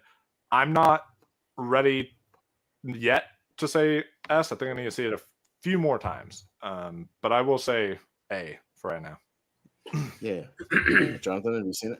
I've seen it, but I'll be honest, I wasn't as crazy about it. And after I fell asleep, I had to rewatch it, and I was like, "It's fine, it's good enough." So I'll give it a B. Okay, that's fair. but I just want to advocate for it. I really, really like it, and I think it's gotten better on my rewatches. So I would give it another shot if you get a chance in a couple of years, Jonathan. So it's really good. All right, so we'll probably speed it up on these next couple of rounds just so we can get to some more movies. So let's keep our thoughts fairly brief if we can. Just I want to be able to get to as many movies as we can before that 2-hour mark. But JPO, we are back down to you, sir. So what's your next nomination? What do you got? Oh, it's me. Let's go Strange Yep. Darling. This is Okay. one of those like, hey, just watch it movies, trust the reviews, and it definitely works out if you haven't seen it here. Your boy Giovanni Ribisi stayed behind the camera, so you should enjoy it. But no, Mhm. I love the slowly unveiling fact of kind of what's actually going on. Two great performances at the forefront. Hey, we already mentioned Kyle Gallner has been brought up twice this episode. So yeah, Strange Darling I thought was dope. Yeah, no, another great horror female performance. But Chad, Strange Darling. Yeah, Strange Darling was incredible. That one actually kind of blew me away. It was like one of those where I knew people were talking highly about it, and I wasn't sure if it was like all hype. But then I finally watched it, and like it kind of seemed like it started slow a little bit. There's a lot of like conversations and stuff like that. But then it like really ramped up when it just started to everything started to twist and turn on its head, and she ends up being like a killer, and that was just like so wild. And then I mean, one of the best performances from her, and then she ends up being just one of like the creepiest like killers like I've ever seen in movies. It reminded me of like, I don't know if you guys have ever seen Killing Eve, but the killer in that it's like the like unhinged person that she's probably going to kill anybody that like she needs to, like that gets in her way, and so you're always just waiting for it to happen. And it just this one just kind of blew me away, especially with the final shot of the movie, just like her in the car. And I was just like, oh man, this is brilliant. So yeah, I love this movie. S tier. By the way, all the movies we have on the tier right now, up in the top here, all 7 have great female horror performances. Just want to point that out. It's been a good decade for that. every single one of these, because even the lead girl in Hellraiser, that's not the priest, she's good as well. So, it's been a good decade for that. But just want to point that out, Richie. Yeah, I got to Strange Darling probably the first time about probably 4 or 5 months ago. I just got it from the library, and yeah, I really dug it. And yeah, I thought it was really good, and just how again, like she sort of unravels as a sort of this brutal killer. I think it needs to sit with me more for it to be S tier, but it's really good. I'd go high A. High A. All right, Wolf. Yeah. So this is one that completely shocked me. All I knew was people were telling me go in blind to this. Don't read anything, don't watch anything. And the last film before this I did that too was Barbarian, and I really enjoyed Barbarian because of that. So I was like, okay, I'm gonna go into this movie completely blind. I'm glad I saw it in theater because it only lasted 1 week at my theater and then just like left. But this film utterly blew me away. I thought this was really great, and the non-linear storytelling, the way that they do it, really fit the movie. If this was told linearly, I honestly think that it would have not been a good movie. I think because of the non-linear storytelling, I think that enhances it so much, and I think that really, like, you needed that to tell this particular story. I thought Kyle Gallner, he's making a name for himself in horror. He absolutely killed it in this film. The girl from the Scream TV series, I'm blanking on her name, but yeah, this is like her best performance that she's done, and yeah, this was all around to me just probably the biggest surprise I saw of last year. So I'm gonna say Strange Darling for me is S tier as well. Yeah. All right. Yeah, Jonathan. Basically, Wolf summed it all up. What I was gonna say. Yeah, this was a huge surprise. I really enjoyed it, and Gallner, Willa Fitzgerald, they give great performances, and yeah, very strong movie. So it was in my top movies list last year. So S. Yeah, no, and another one on my list for this episode as well. I will go S. Yeah, another one with a great final female performance. In the final couple of minutes. I almost spoil if you haven't seen it, but what she does in the final scene is excellent. Yeah, the color grading and the way it's shot is great. So yeah, Giovanni Risi, if you want to stay behind the camera and be a cinematographer, hey, I'm all for you, buddy. Do your thing and stay off screen and stay behind the camera. I'm all for it because you shot a great movie here. But yeah, the way it's told non-linear, excuse me, works wonderful. And you know what? I'll give it S tier for showing one of the most disgusting breakfasts I've ever seen on screen. That disgusting 8 eggs and maple syrup and butter and jam Grease. breakfast, whatever the fuck greasy breakfast they had. Ugh, gross. Whatever that pile of slop was they made in that movie. Hey, to each his own. Maybe it works for you, but that was gross. I would totally get that going. I would get that. Anyways, all right, but there we go. So 5 and a 1, so it'll scoot up there, up near the list. All right, Chad, what's your next nomination here? All right, so I'm going to also nominate something with a great female lead performance, and it's one that I'm not sure a lot of people are going to agree with me on, or maybe I'm wrong. I don't know, but I'm going to go The Invisible Man as an S tier. Personally. I just remember, it being like one of the last movies I saw before like the pandemic and everything. And I just remember it actually like blowing me away. So much so that I was like, especially in a year that was like, well, we're kind of like reaching for movies to be nominated for Best Picture. I'm like, they're like, oh, we're gonna like choose some from the next year and just throw those in, kind of a deal. And then I'm like, The Invisible Man, I thought that one was really incredible. And I don't know, maybe if it had been like post all these horror movies kind of like getting nods like this, especially with best actress level type stuff, maybe it could have. But to me, yeah, this movie really blew me away. I like the original like Invisible Man movies, but this one like takes it to like a whole new level where he's not the main character, and it's just kind of like a metaphor for how like domestic abuse will never like go away. It's always there. It always seems like it's there, even if it's not physically present. It's always that thing that's like looming over you. And just the way Lee Winnell like shot it too, I was just like on the edge of my seat like the entire thing, like especially like that opening sequence and everything. Coming out after Upgrade, and then coming out with this, that I'm like, this is your masterpiece, Lee Winnell. Then to go on to do something like Wolfman, that's like not good.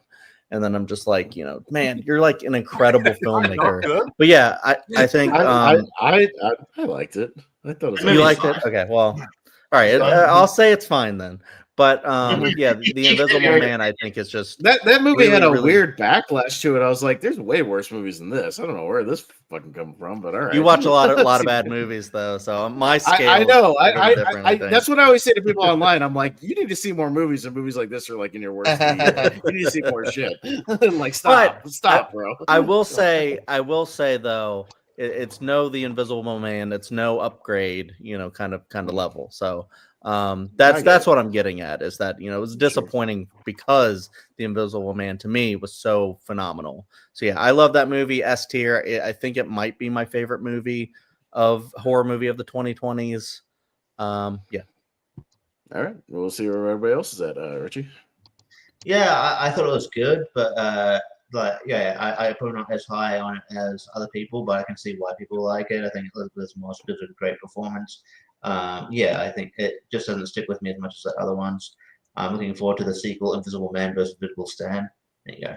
It's a wrestling reference. Hey, I get it. You got the reference. There you go. And that's what I'm here for. So I'll give it an A. An A. All right, Wolf. Yeah, I'm going to be unpopular for this one as well, but I think that this is, to me, I think the performance is great. I think some of the filmmaking is really well done, but I think this one is a little overhyped. I think this one is good, but not anything like amazing. I think I've seen better movies, in my opinion, talk about this subject. I do think this is a really important subject to talk about, but I think I've seen better movies do the subject. I also personally feel like I would have maybe liked it better, and I know this is a weird kind of bias, but I think I would have maybe liked it better if a woman would have told this story, because I don't know, knowing that like the story was happening to a woman, and a lot of domestic violence, the majority of domestic violence is done from males to women. So considering that, I feel like there would have been almost more of like a personal connection there.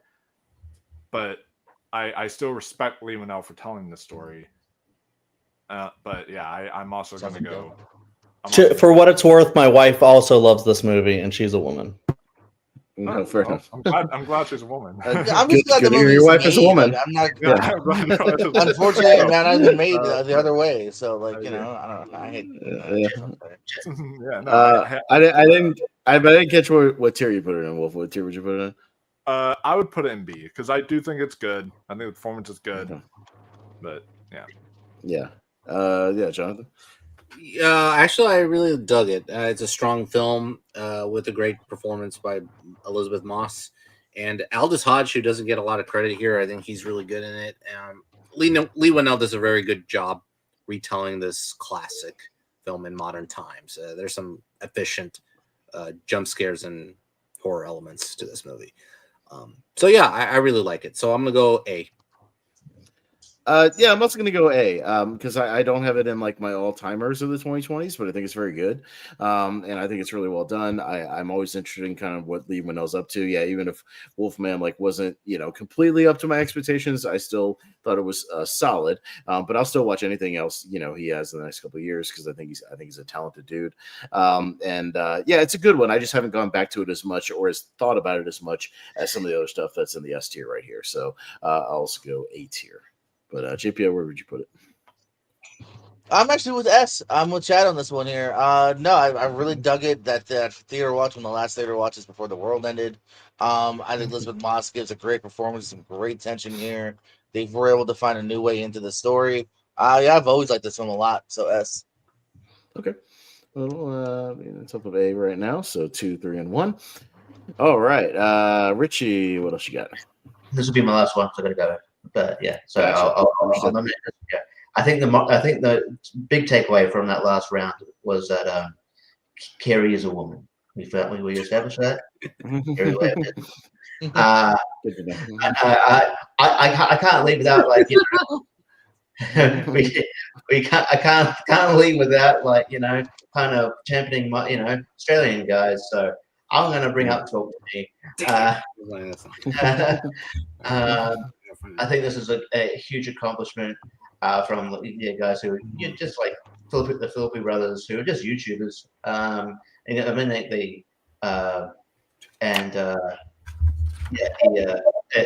Like that they created this like really like just tense film. It's just fantastic. Another great female performance by Sophie Wilde, just great building of tension. I think Miranda Otto is really good as a mum. She's been around for ages, but she's sort of getting more work out from this as well. It's just really great use of horror and great use of like the scares. I just think it's a fantastic film, and they've become like the sort of go-to directors as to what I like to see of the next. I'd love to bring it back as well. I'm not sure if that would be brought up here because it's too new, but that movie is also really good. With also a great strong female performance, Sally Hawkins. So no, I'm always looking forward to what they're going to do next. So, but yeah, Talk to Me was really good, and I don't know, maybe we'll get the sequel at some point. That was announced a while ago. That kind of just fell off the radar. So, but yeah, Talk to Me. I think it'll still come out. I think they just had already Bring Her Back was kind of already in the works, so I think they just did that one first. But maybe they'll get back to Talk to Me now that that one's kind of out of the way. So we'll see. Wolf, Also, did you? you gotta go. Yeah. Oh, do you have to go? Do you have to go, Richie? So Yeah, I'm down, but thanks, guys, and yeah, all good. I consider himself lucky. Strangers Chapter 1 and some other movies that didn't get nominated for F's yet. I mean, we could rapid fire that at the end if we wanted to. Maybe it'll end up in there. Yes, I do. That's fine. We can maybe do that at the before we get out of here tonight. We'll see. All right, All right. See ya. Thanks, Richie. Appreciate you, buddy. Thanks for hanging out for a little while. Mhm. All right. Yeah, no, I knew you were only gonna be hanging out for halfway, but I wanted to be a part of this. But all right, Wolf, what do you say about Talk to Me? Yeah, so I actually don't know if y'all knew this, but apparently the Filippo brothers have announced that Bring Her Back and Talk to Me are actually connected. Like they're like in the same universe or something, which is kind of interesting. So it's crossover. Maybe they're both A24, and maybe we're gonna have some Talk to Me cinematic universe happen. But but I really enjoyed this film. The first time I watched this, it was interesting. I had to watch it behind my ex's back because y'all remember my ex, and she was super duper religious. So this was a film that she was heavily against me watching, and I was just sort of like, "Oh, fuck you! I kind of want to watch this." So I just watched it behind her back, and she was she had no idea I watched it, and I did that with a lot of movies. So, but and I really enjoyed it. But I will say, I wasn't as high on it as some other people were. I would still put it in A tier, but to me, there was some unlikable, a lot of unlikable characters when compared to Bring Her Back. That film actually has a likable cast for the most part, and a cast that you sympathize with. But this cast is just oh my god, I want to punch all these kids. It's just annoying, and then there was stuff in the hospital when she's taking the wheelchair out of the hospital. It's sort of okay, with as many doctors that are there, with as many stuff that happens at a hospital, I just feel that would not have happened that easy. I feel she would have been stopped by the nurses and doctors and all that stuff. There's stuff like that, just a few things that kind of aren't perfect about it, but overall, this is still a really great experience. Now, if we were talking about Bring Her Back, to me, that was an even more of a step up from Talk to Me. So I would put Talk to Me in A, and I'd put Bring Her Back in S if we were doing that one for me. So. Okay. All right. Yeah, Jonathan. I'll be quick. Talk to Me has a very great, surprising story here. It went in a direction that I did not expect, and it earns that ending, in my opinion. And yeah, definitely because of her arc, for sure. So I love this movie. I actually rewatched this, I think 3 or 4 times now. So S. Yeah, it's another one I've gone back to a couple of times since it came out, and that's a good sign for a movie that's recent. Kind of like The Substance. If I'm going back to it, kind of drawing me back in. I love the montage in the middle of the movie where they're all just playing around with it, and it's almost played for comedy. To kind of the song and whatnot. It's one of the great kind of fuck around and find out movies of the last couple of years. We're just taking something too far. I think it's really, really good, and well directed, and the Filippo brothers are definitely kind of out there, some of the new kind of horror auteurs. So I like Bring Her Back as well, and see what else they got in the pipeline. But I'll go S tier. JPO. I'm with it all the way, guys. Yeah, Talk to Me was a great. Another one, just word of mouth. Go see it, saw it, love it. Another great opening sequence too that sets its tone. Great acting too. Yeah, I gotta go S tier. S tier. All right, finish this off, Chad, for Talk to Me. Yeah, S tier for Talk to Me. I agree. I think that movie was just really, really cool. Yeah, I mean, it's just basically the best horror anti-drug commercial you could probably watch. And just I don't know. I love how it talked about grief and all of that, and it's just some of the stuff that happens in it is just so gnarly. How that one kid gets fucked up is just insane. It's a holy shit kind of point in the movie.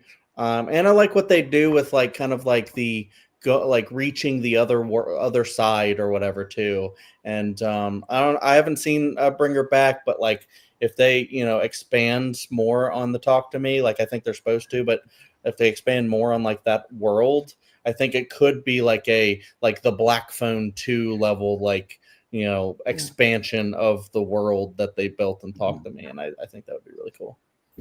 Yeah, no, definitely check out Bring Her Back before the end of the year. Chad, it's really good. So yeah, give it a shot. All right, so 5 and 1, so it'll be up in there right next to Strange Darling. Wolf, what do you got next? So next one I'm gonna talk about. Well, I'm tempted to do Bring Her Back. I feel like that one could make them more of the Hail Marys and such. So I'm actually going to talk about one that I don't know if a lot of people are going to have this as high for me, but I recently rewatched this and it has to be S tier, and that is The Ugly Stepsister. To me, this movie just completely blew me away. Like the first time I saw it, it blew me away, but like recently rewatching it, it might have bumped up on a rewatch to being like my favorite horror movie of the year. Like this thing is just it is so good and has so much to say too, about about connection, about wanting to fit in, because I loved that they made this a story about the ugly stepsister instead of Cinderella, and she's seeing how perfect Cinderella's life is, and in her life she's mistreated by everyone around her. She's treated as a joke, as like her family just doesn't really love her, and so she goes out of her way, mutilating her own body in very obscene, hard to watch ways to try to make herself look what she envisions herself as, which is wanting to be like Cinderella, and it just completely backfires and just completely becomes a complete shit show in the best way possible. Her performance here is stellar.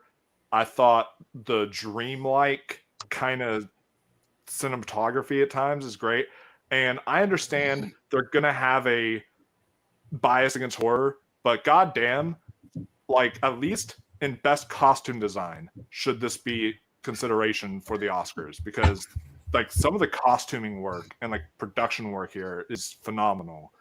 And when the body horror happens, it happens. It is very hard to watch. And this is technically one of those public domain horror movies because the book is public domain, but this is actually an example of one that's done right. So The Ugly Stepsister, phenomenal movie. That's true.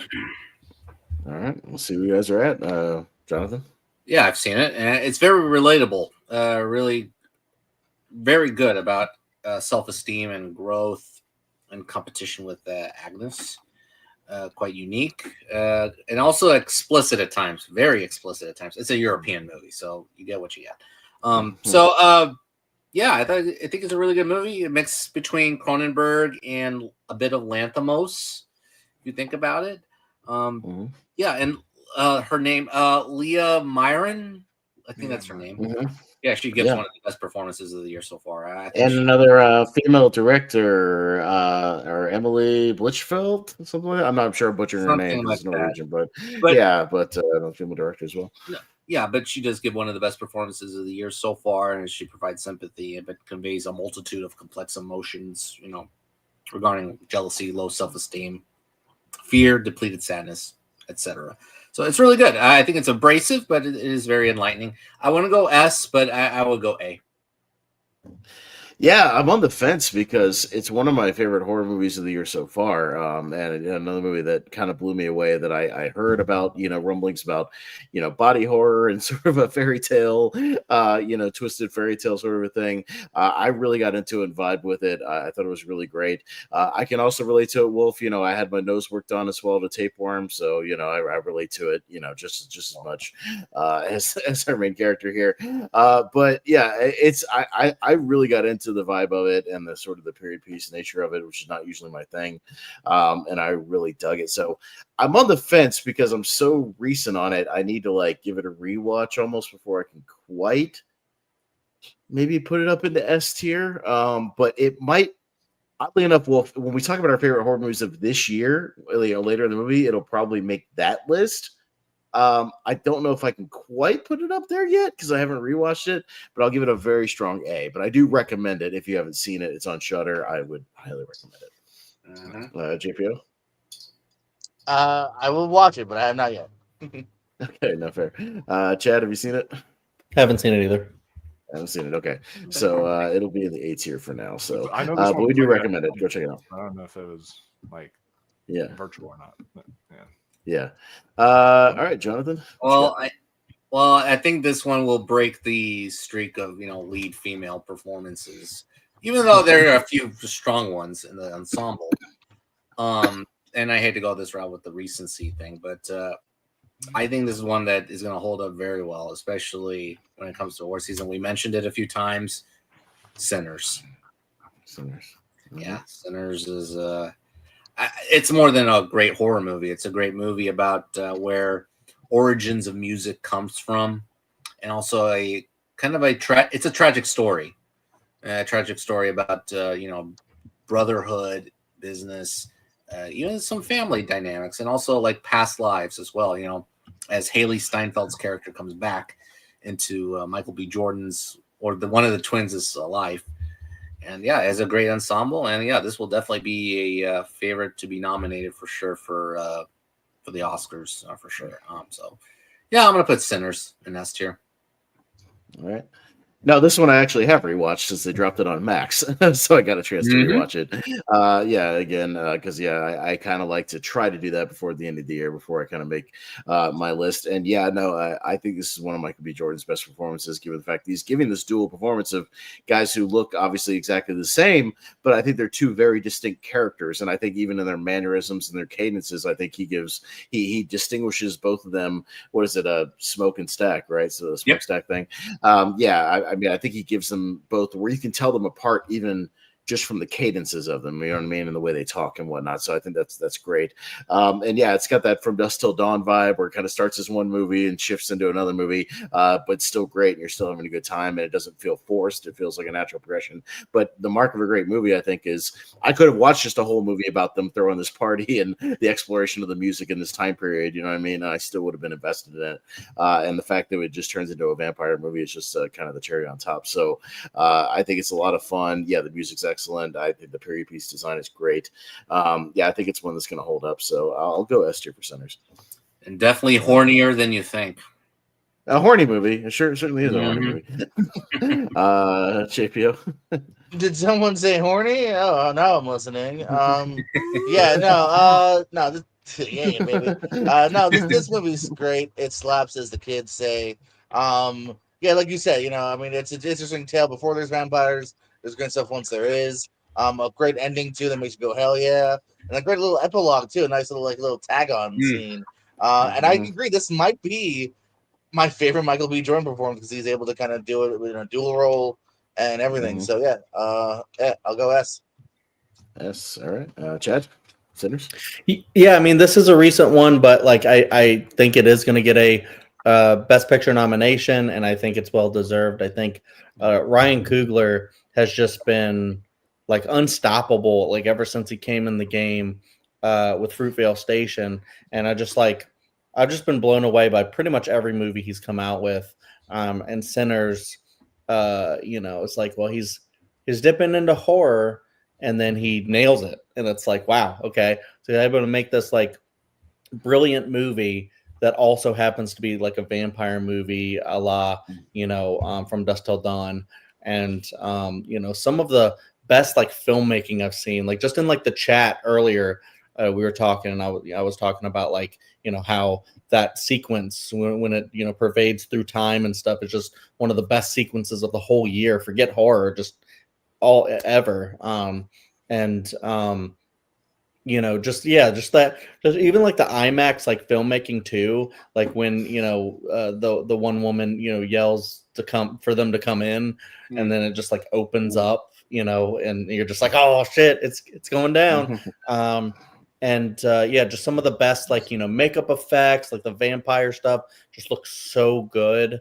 I love how they just integrate music. I mean, it's a damn musical often, with the Irish, folk singing and stuff like that as well. And it's just, it's got a lot going on, but it's just a really hardcore horror movie there too. They really get the vampire lore, I think, really well done and just really, really scary in that way.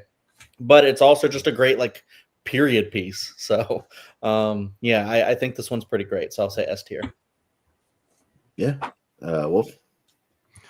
Yeah. So I'm gonna kind of be a sinner here and say that to me this is not S tier, but this is a high A for me. I think that this is to me was just a little slightly overhyped in the sense of I think it was good. And I'm a music person. I do really love music. I love the implications of music here.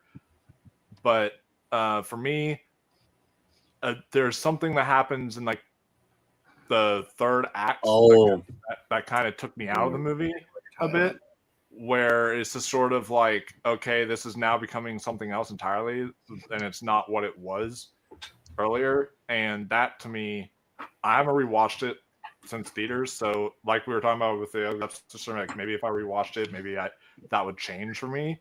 But upon first watch, that scene kind of didn't work for me and took me out of the movie when I watched it. But I still really enjoyed it, and I still think it was really entertaining, and I love the music in it, and the whole cast is great. And yeah, Michael B. Jordan is really good in this. Delroy Lindo was the standout. I think he might get an Oscar nomination for this as well, finally, after that The Five Bloods mishap, maybe. So, but yeah, this truly was a really, really great movie. So I'm going to say A tier. Okay. All right. So it'll be somewhere up in there. All right. I'll go to me. And I'll go with another kind of maybe personal favorite that I've always kind of championed and advocated for, also from sort of the right before COVID hit era. I'm going to go with Underwater. Movie I really like. I don't know if everybody will be with me on this, and that's fine. Again, I just want to advocate for it. This is one that I've always gone back to as a fan of sort of survival movies.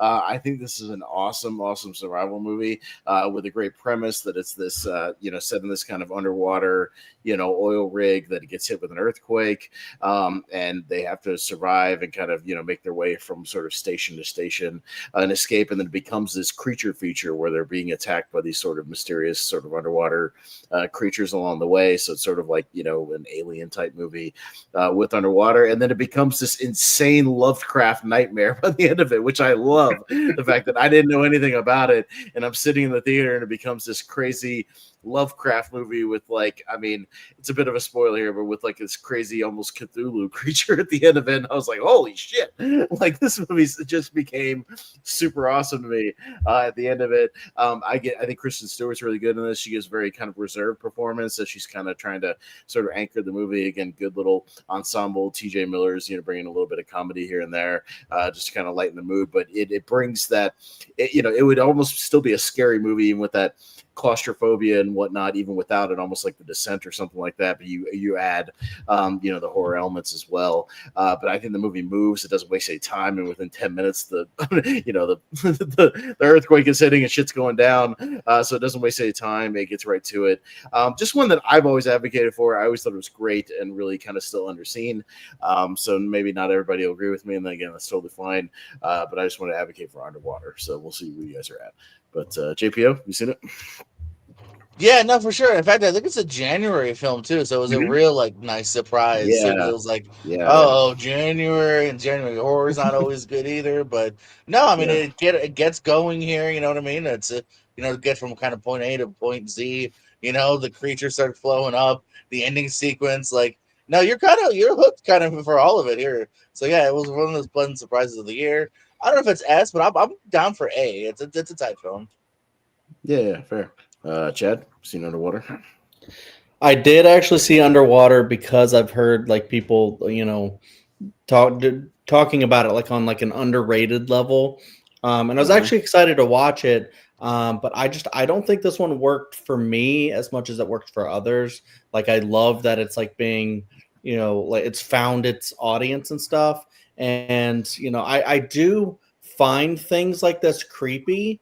So I was actually very, hoping that it was really gonna, get me, like, being scared and stuff like that. But it's just like, I don't know. Like I think some of the, like you're talking about, like the Descent level stuff does work, but I think when it does get the Cthulhu thing, I didn't even think it like looked that good in my opinion. So I just like was really kind of underwhelmed by some of it, and I just wanted it to be better than I think it was. But maybe on a rewatch I'll change my opinion. But honestly, I think this is like a C level for me.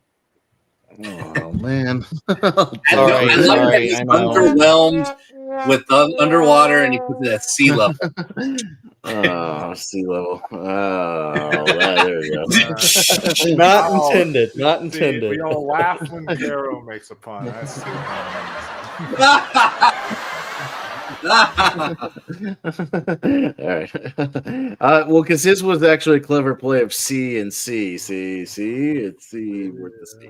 All right. Anyway, this Wolf versus Underwater. Yeah, so Underwater was a big surprise. But where's Jordan when you need him? This is a Kristen Stewart movie. Yeah, right. And yeah, she's really great in this. Just like she is great in a lot of movies because she's a great actress. But the creatures are really cool when you can see them. It's really hard to see them at times because it's pretty dark underneath the water. And this also does have TJ Miller, and he's kind of not a cool dude now, but yeah, Underwater, while it did surprise me, I don't think it's like great or anything. I'll still say B because it's good, but it's not like anything incredible in my eyes. Yeah. All right. Jonathan? No, I think it's underrated. I think it's a good, effective movie. It's a scary movie once you're underwater, of course, outside the drilling unit, and yeah, it's very scary. And I do like the way it kind of ends, because I did not see that coming, and it's really interesting. So I was the only person in the theater when I saw it because again it was a weird January release that like didn't get promoted very much. And dude, it gets to like the Cthulhu Lovecraft shit, and I was like, yes, that's what I needed today. Hell yeah. So, I'm glad you had a great time, but I had a good time. Yeah. It's fun. It's definitely a rewatchable horror movie that people should watch. So I'll give it a B. Okay, no, fair enough. I figured not everybody would be as high on it, but I just want to throw it out there in case anybody hadn't seen it that's watching. I really, really enjoy it, so I'll stick it way back here. It's not going to make the honorable mentions or anything. So yeah, we're at 145. I think we can do one more round of regular nominations if we move fairly quickly. So if everybody makes their thoughts kind of, we don't have to like rapid fire, but everybody keeps kind of their thoughts to under a minute or so. We can rapid fire sort of another regular round before we go to the last chance round, if that makes sense. So, JPO, if you want to throw another regular one before the last chance round, I think we can get to it pretty quickly. What else you got? Yeah, absolutely. Still some good stuff left on here, but I'll go with Evil Dead Rise. Yeah. I just think these last couple ones have been bangers. I love the gnarliness of it here. It's a one location, set piece, nice little family moments as well here. And I don't know, I kept gauge throughout it here. And yeah, we mentioned before too in general, like not a bad movie in the franchise, and this continues that trend. Yeah, we talked about that on the franchise tournament fights. It's kind of a perfect horror franchise, not a bad movie in there. So yeah, absolutely. Chad, Evil Dead Rise. Yeah, I love the Evil Dead franchise. I'm really big on the first three.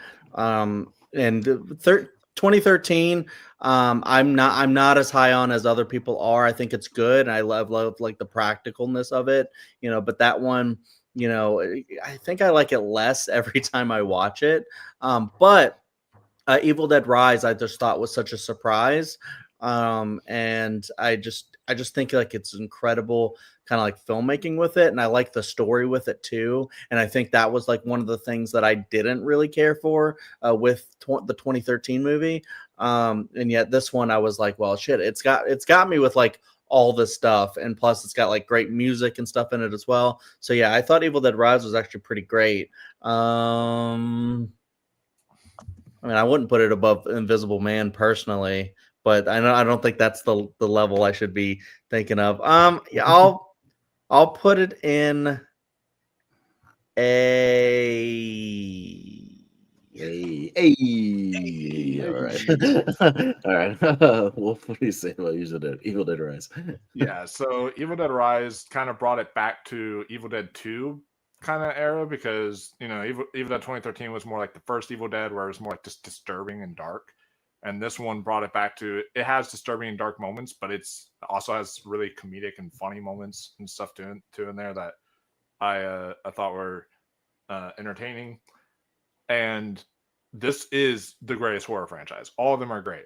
And so when I say this, that does not mean this is a bad movie. I think this movie is great.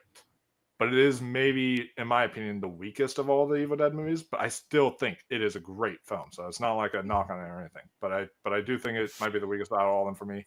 But I do really enjoy it quite a bit. I'm going to go A here as well. I think I need to let it sit with me more before I put it in S, personally. Yeah. Jonathan? Yeah, I really enjoy Evil Dead Rise. Definitely a fantastic movie and a fantastic series. Yeah, no bad movies in there. Yeah, boy, this is a close one. High A. Yeah, I'm also in that high A category. I think it's very good. Just because it's not like maybe my favorite of the franchise, things like that. I still go Evil Dead 2 and even the Evil Dead 2013. That movie gets better every time I watch it, actually. I rewatched it again recently. So yeah, I think it's very good. I like the setting. Again, another good female horror performance. I think Alyssa Sutherland is genuinely creepy and really good in the movie as the possessed mom. I think she's really great. So I think she's kind of the highlight of the movie. But again, good practical gore and practical effects. And whatnot. The peephole scene is really creative, and I really enjoyed that. So good stuff there. And hey, I'm looking forward to Evil Dead Burn. So let's see if they can keep the trend going next year with yet another movie. So hey, again, not a bad one in the bunch so far. So I'm looking forward to seeing if they can keep it up. But I will go with like a high A for Evil Dead Rise. So Hey, go for now. Hey, all right. So all right, let's keep it going. Chad, you got another nomination here? What you got? Yeah, I was looking through just to see if there was something that, like the movie I should nominate next, because there's quite a few that I actually kind of want to put through. But the one that spoke to me the most is something that's a very like Chad kind of movie. So I'm gonna go with Edgar Wright's Last Night in Soho, because I think it's like one of the ones that a lot of people might not. It's there on the right. Yeah, I got that some people might not love as much as like say like the Cornetto trilogy, but I've always really loved this one. Yeah, I'd put it in S tier just because I think like if you watch it as like what I believe Edgar Wright intended it to be, like a giallo style film, which is also something that not everybody is on that wavelength, but I do think watching it from that, it is on that level. I do think it's a pretty incredible horror movie. And I just, I mean, talk about like female performances. I mean, this has like two like back-to-back, ones. And I just think it has a really good mystery at the heart of it. A lot of great like, performances in it. And I also think it's scary. It's got the messaging in it as well. And I mean, just Edgar Wright is just one of the best filmmakers, and the editing and the directing and everything with it is just incredible. Like he just really has no misses in that department, I would say. And then I'm just so much looking forward to Running Man. So and I'm just interested to see what you guys think about it. So yeah, no, let's go around and see. Wolf, Last Night in Soho.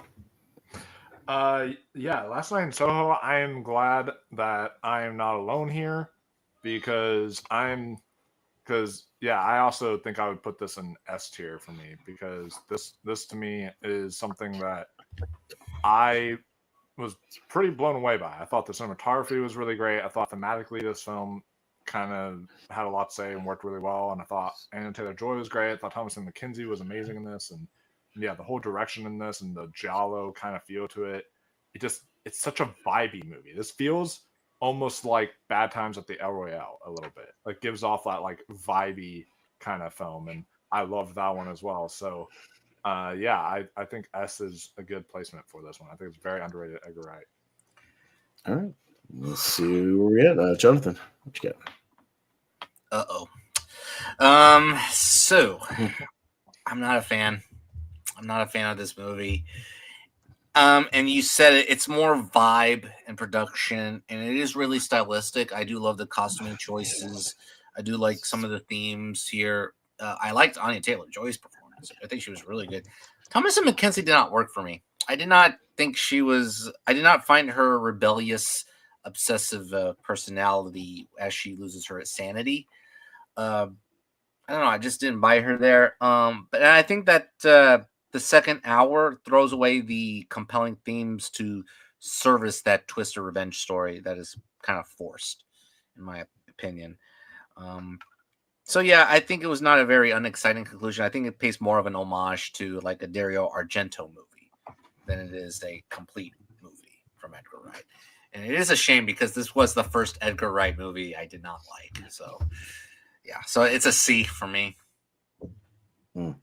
Yeah, I'm not the biggest fan of like Italian horror, giallo, Argento stuff. It's not really my bag. It's just something I don't really vibe with. And I always give those movies a chance. And this is a movie I've gone back to a couple of times because, about every 2 or 3 years, I'll pop it on, kind of see if my feelings have changed. Hasn't really changed much since it came out. I thought it was good-ish. Again, the technical aspect, Edgar Wright's very good. So I like the settings, I like the elegant design. I like some of the vibes of it. I like the performances. But I can't really get into the super psychological stuff in it. I'm just not, I don't vibe with it as much as other people do.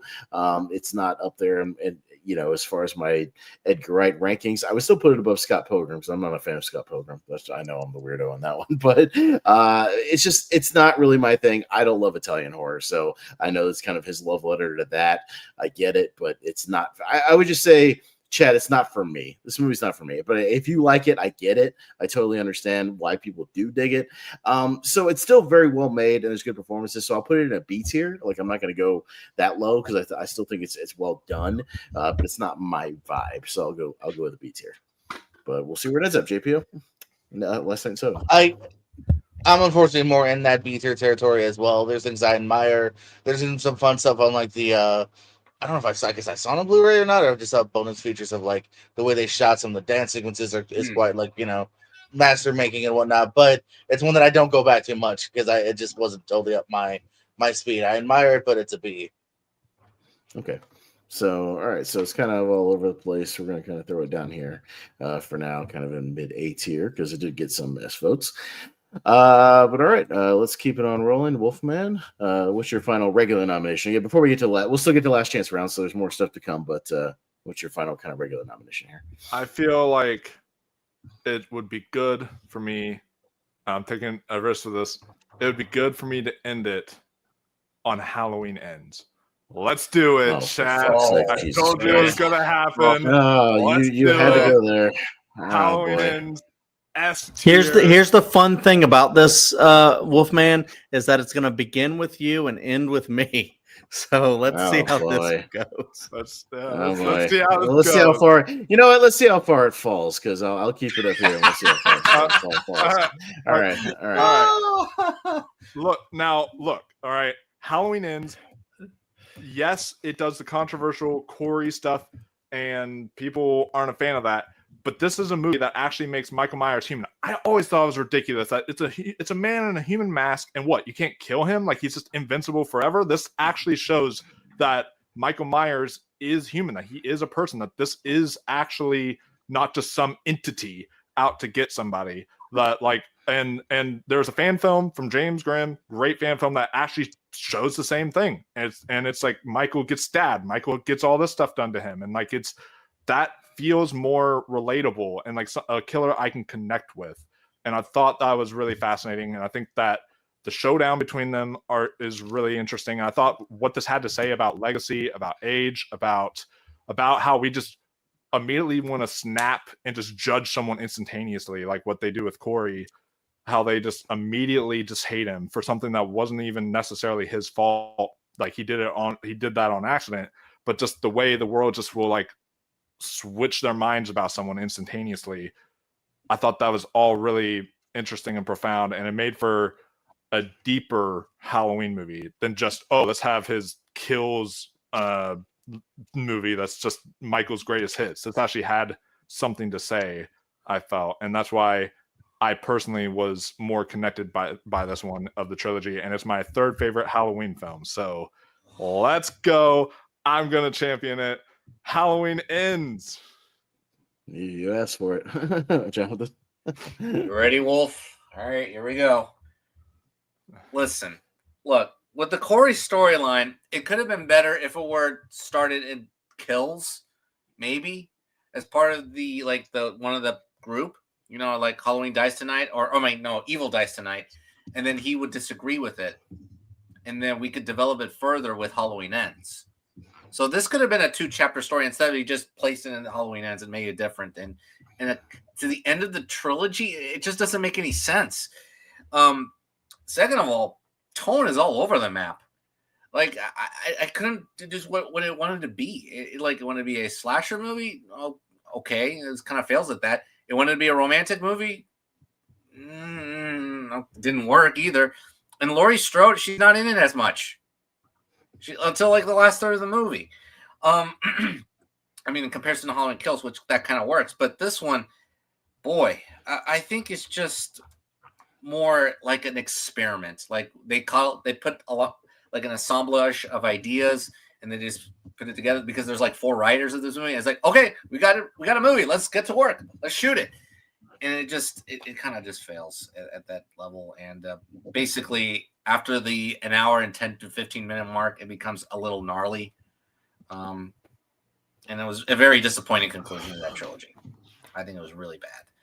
So I would put it at a D.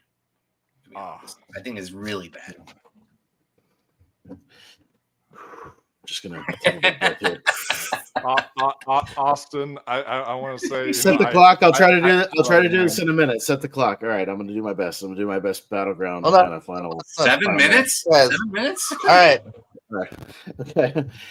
Not only do you have false advertising with the fact that Corey isn't even in the marketing, and they marketed it as a final showdown between Michael and Laurie and don't even deliver on that to the final 15 minutes. But the fact that Corey isn't introduced in either the first part of Halloween or Halloween Kills completely comes out of nowhere. It takes you completely by surprise and not in a good way. His storyline makes no sense whatsoever. It doesn't work as a slasher film. The fact that he overpowers a Michael Myers that directly contradicts his witness in the movie directly contradicts the monologue at the end of Halloween Kills, and Laurie set up that the more powerful more people he kills, the more powerful he becomes, and he transcends the shape of evil. And now the fact that he's become this broken down nothing of a character. The Laurie character is completely sidelined from what she was in Halloween Kills. Why would you be the survivalist when he's locked up in a mental institution, maximum security facility? Now that you know he's still alive, and the last person he killed was your own daughter, now you decide to become a baking cookies grandmother, regular character who doesn't even lock her door. That makes no sense whatsoever. She's sidelined for the whole movie. She has nothing to do. Allison has nothing to do either as a character. The Corey stuff with him is stupid and cliche, and the fact that if it really was about Corey, then you wouldn't have killed him before the last 15 minutes. So that makes no goddamn sense because he's not even the focus of the fucking movie. All right, done. So what's the tier? What's your tier ranking? F tier. It fucking sucks as a finale. It doesn't work. It betrays the complete fucking lore of everything that's come before it and the mythology that you set up in the first fucking movie. So it fails as a finale. It fails as a slasher movie. It fails as a fucking horror movie. It fails as a Halloween movie because it's not even about fucking Michael and Laurie, which you advertise. So fucking F tier. This movie sucks. Halloween 3 is not about Michael, and that has a cult. They didn't advertise it about fucking Michael. JPO. All right. So this kind of reminds me of a weird go find me a fucking trailer that has Corey in it. Go find me one from the marketing. Go find me one trailer. I will mute my mic. You won't fucking find. I'm not talking about fan trailers that are made now. I'm talking original marketing material. Find fucking one thing that has Corey in it because he wasn't in it. I can tell you 1,000% he wasn't in the marketing of this movie. Anyways. So this reminds me. This reminds me a little bit in a different way of the Don't Breathe 2 problem. The movie I don't think is a horrible movie, but yes, it totally just forgets its own lore and backstory. You want to make Michael Myers a human? Cool. I'm not going to be against that necessarily, but you just had him kill an entire fucking mob in your last movie, and like Pet said, talked about how he's growing. Now all of a sudden he's an old man that can barely fight, this Corey schmuck. And as Jonathan said too, if you had to introduce that character as like maybe they're like the nice friend who has a crush on her, but he can't get through, and then and then you do the beginning, or even I would have pitched this would have been a fine like fourth movie after you do the finale and Michael's dead, but talk about how like his lore still lingers. Like that would have been fine, but just to pivot here and have Jamie Lee do the things Jamie Lee does, it's a really disappointing finale of a trilogy.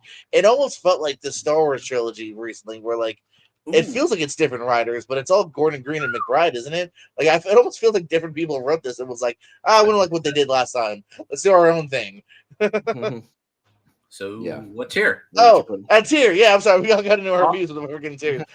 Also, I'll be nice and say a C. It's definitely a thumbs down, but not an egregious way. But plot wise, yeah, it is. Also, I do want to point this out. The final trailer of Halloween Ends shows some of the Corey versus Michael fight in the tunnel. All right. Wait a minute. Mean I'm sorry. You mean the trailer that came out the day before the fucking movie came out? The day before? He wasn't in the first two fucking trailers. Fuck out of here with that shit, bro. That's after the word got out from the early screenings that there was this fucker Corey in it, and they had to reveal it in the final fucking push for the marketing and be like, okay, maybe we'll actually be honest. You have to take a look at the release of when it was when the trailer was released. When it was actually released. It was like the day before the fucking movie came out. They put out like a final push that finally had to reveal him because all the trailers were like, who the fuck is this Corey kid? We've never met him before. What the fuck was this? And Chad, please take us home. Yeah. This Halloween Ends. That's pure chaos.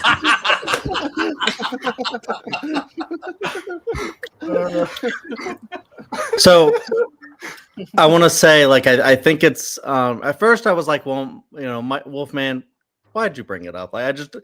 It's not. I was gonna let it go. I wasn't gonna bring it up. I was gonna let it go. Yeah, and leave it for some other bullshit. No, I'm glad. I like this one. Whatever. That's fine. I'm glad we did. But that being said, this is probably the most fun part of the episode, as far as people are going nuts. And it's just really fun. I mean, it's the weird thing about it too is I don't fully disagree with anyone. I think everybody's raising pretty solid points. And if I'm thinking about Halloween Ends as a movie and what tier should it be in, if you just ask me just in general, I'd probably say high A in my opinion. But I'd put it in S just because I feel like I need to be on the defense here. Because I think the stuff that you guys raise about its placement in the series and the trilogy and all that stuff is all very valid. I think those are the weakest parts of the movie, is that it's, I think, a very good movie stuck inside of a Halloween franchise, a franchise that never should have existed in the first place, because that first Halloween movie in 1978 is perfect. And yet the rest of the franchise is so many movies and so many directors trying to be that first Halloween movie, and no one can ever live up to it. Even that first David Gordon Green 2018 movie has some brilliant stuff in it, but it's still just hey, remember that one movie from decades and decades and decades ago? That's what I want to be, and I'm just the worst version of it, even though I do have some cool stuff in it. And then to me, I'm like, Halloween Kills is well, now I'm going to, try to, turn this thing into its own little franchise. And I'm going to have it be this thing that's, now the town is going to be angry at Michael and going to get him and, stuff like that. And we're personifying the town and stuff. And honestly, it just did not work for me in Kills. There's some stuff in Kills I think is pretty fun and interesting. Now, but there's a fucking S tier. Fuck yeah! It doesn't work for me as a movie. But Laurie's wasted in that too. Y'all are saying Laurie's wasted in this. She's literally just laying in a hospital bed and kills. That's not the finale though. I'm okay because it's a middle chapter that you kind of have to do some middle things. This is a finale that doesn't deliver on the setup of the first. And I do agree with that, and I think that stuff is the worst part. But really, when I was coming to this movie, I was just ready to shit on this too and just be Oh my god, just another one. This should never have been a trilogy. Leave it at 2018, like another kind of failed try, in my opinion, to be the same thing as the 78 movie, and it's whatever. And then, kills happen. I was like, ugh, whatever. And then ends happen. And I was like, wait, what is this? You're doing something different. Finally, you're actually trying to give me something new. And you have the guts to sideline Michael. Like, I don't give a shit about Michael Myers at this point. And you're giving me an actually interesting movie with one of the greatest, like, opening sequences I've seen in a horror movie in the 2020s. That's like, holy shit. Like, I mean, I have a son, but I still thought that was like the most hilarious thing that I've ever seen is, that kid getting knocked the fuck out, down the stairwell. I think people could. It was funny. I don't think it was intended to be funny, though. I don't know. Maybe I think it's kind of because there was a lot of awkward laughing in my theater when I saw it. Everybody was like, "Am I supposed to be laughing?" A lot of people are weird about kids. It was kind of like the same thing with the kid that dies at the beginning of Final Destination Bloodlines. As I was laughing when he literally gets crushed by a piano, and then Carrie was like, you can't laugh at that, and I'm like, it's the funniest thing I've ever seen. That was funny. Yes, you can. I disagree with that sentiment. It's a fucking it's a fictional character. Like, the fuck out of here in a fictional movie. You know what I mean? Like, I don't care about that. Like, for my defense is that I don't necessarily disagree with that. It's not the best time to make this movie, but for me, I really enjoy what they have to say about Corey basically being this scapegoat of anger that's like directed at Michael, but like now directed at Corey. And, he's now like this kind of self-fulfilling prophecy of hate and, aggression and tension that's built up in this town that's now changing him into something evil. And, I love, because I also love that what they did in 4 with Jamie Lloyd, and then they totally fucking just undo that. And then I'm like, yes, like follow that, like actually trace that out, because that would have been brilliant. Yeah, and Chad. Now I could set that up in this movie and then do that in the fucking 4th movie. I do agree. Maybe they should have set it up earlier for it to be like a better in the franchise. I do agree with that. Call it Halloween Reborn, where now Corey is the new Michael. There's a fucking concept, but don't shoehorn it into this fucking movie. I agree that they should not have killed Corey. That pissed me off, because I thought that if they that doesn't make any sense. If you're gonna make it about him, then why the fuck did you kill him off before the finale? I will say his one line of like, if I can't have her, no one can. And then he like literally kills himself or tries to kill himself. Cool. Yeah. And then it's just like, well, you just killed yourself, so now everyone can have her. One more thing that I want to say, just as a quick defense, is I've always been terrified. Sorry, it's my AirPod. I've always been terrified of a lot of these kills, like the kill where they killed the DJ. I think that's really fucking crazy. And I like that one. Kill where the doctor, where he covers his bag and just starts stabbing him to just like, I don't know, just like some of the kills in this are just like the creepiest kills I've ever seen in movies too. So I don't know, this movie just really grabbed me personally, but I also understand a lot of people's gripes with it when you think about it in a franchise. So to me it's a great movie in that shouldn't be in this franchise, if that makes sense. I don't know. Yeah. And Malcolm brings up an interesting question. If it was marketed correctly, would you ever? Yeah, and I have an answer for that. But you still haven't solved the problem of the fact that he's not in the first 2 movies.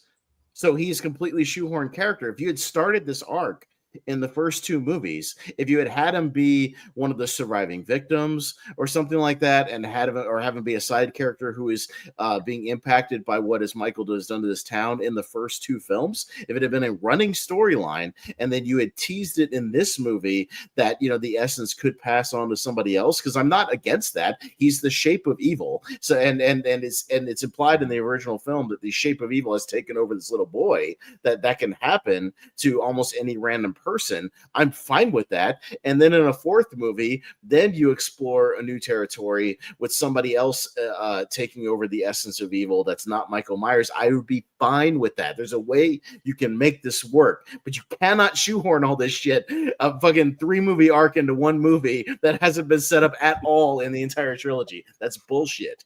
That's fucking bad writing. It's plain and simple Bullshit. bad writing.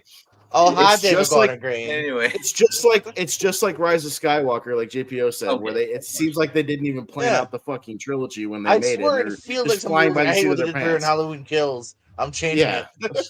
But it was changing you it who all. did It's the same people. It's the same people. You set up your own shit. It's your own movie. You can't Yeah. just portray your own mythology that you set up. Fuck out of here with that, dude. Like it's not like it's a different filmmaker making it. So, anyways, we're moving on. But there you go. So that's my rant. Thanks, yeah, man. whatever. anyway. Yeah. Hey, All right. at Where the did it very end up? least, I got years lost in are the shuffle. filled I up. know. I know. Where did it end This up? single-handedly, that single-handedly is going to make this a 3-hour episode. Whatever we're done. It's fine though. I had fun with that. No, So, that one was worth it, Wolf. So it's thank you worth for it. bringing that up. No, I'm not going to bring up. No, I'm not going to bring up Halloween Kills and extend this another 15 minutes. I'm not going to do that. But I do like that movie because it's pure fucking carnage, and I just have a good time with it. But anyways, but I talked about that. Where did it end up? What grade did it end up at? C tier because it's Okay. like right in the. It's Fair literally enough. right in the middle. That makes sense because some of us were like Fair really enough. low on it, some were really high on it, so it's right in the Fair middle. enough. It's fine. That C tier was getting lonely anyways, That's what I said. so that's fine. All right, we'll go quickly because I know Jonathan still has a pick. We'll do it very quickly. Yeah. Then we'll get to So, our Hail Mary. Look, nope. S tier. Nope. Because Okay. you can feel the desolated town and the wind gusts surrounding the desolated town in Jordan Peele's movie.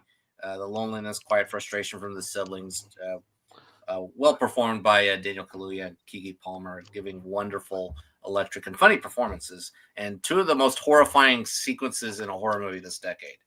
I think it's just remarkable filmmaking, and also nice tribute to Steven Spielberg in certain scenes. So I'm going to bring up Nope. I haven't rewatched it since it came out. This is one that I've been needing to sit down and rewatch because I liked it. I didn't love it. It's kind of my least favorite of the Jordan Peele so far.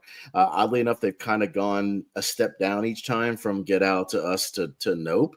I do think there are some excellent sequences. I like the sequence where they're all being kind of sucked up into the ship and squeezed through that little thing. That's horrifying. Yeah, man, I like the stuff with the fair where they're all kind of it's hovering over the fair and whatnot. I mean, again, there's good sequences in here. The chimpanzee stuff is pretty fucking terrifying, for what it is. There's some visceral stuff in it. I just wasn't as invested in the other stuff, and like the Michael Wincott stuff, things like that. So it doesn't quite hook me as a full complete movie, but I'll give it a B tier because I think there's still good filmmaking. I'm still interested in what Jordan Peele, does, from here on out. But it's kind of my least favorite of his 3 so far. So I'll go B tier. JPO. I'm close to kind of what you were saying, but I think I'll go a little higher. I'll go A. I think it has surpassed Us, and it's right kind of a little bit low Get Out now because I think there's just enough greatness in it to where I do have to say it's an A for me here. But there are some things that keep it from being like an S. So I'll go A. Yeah, Chad. I'm S tier. I think Jordan Peele is just an incredible filmmaker. I think all 3 of his movies are like S tier territory. I mean, Get Out, I think, is the strongest S tier of the 3. That movie is just freaking perfect. But yeah, I love Nope. I think it's like directed like super well. I mean, it's like a Jaws knockoff that also happens to be great.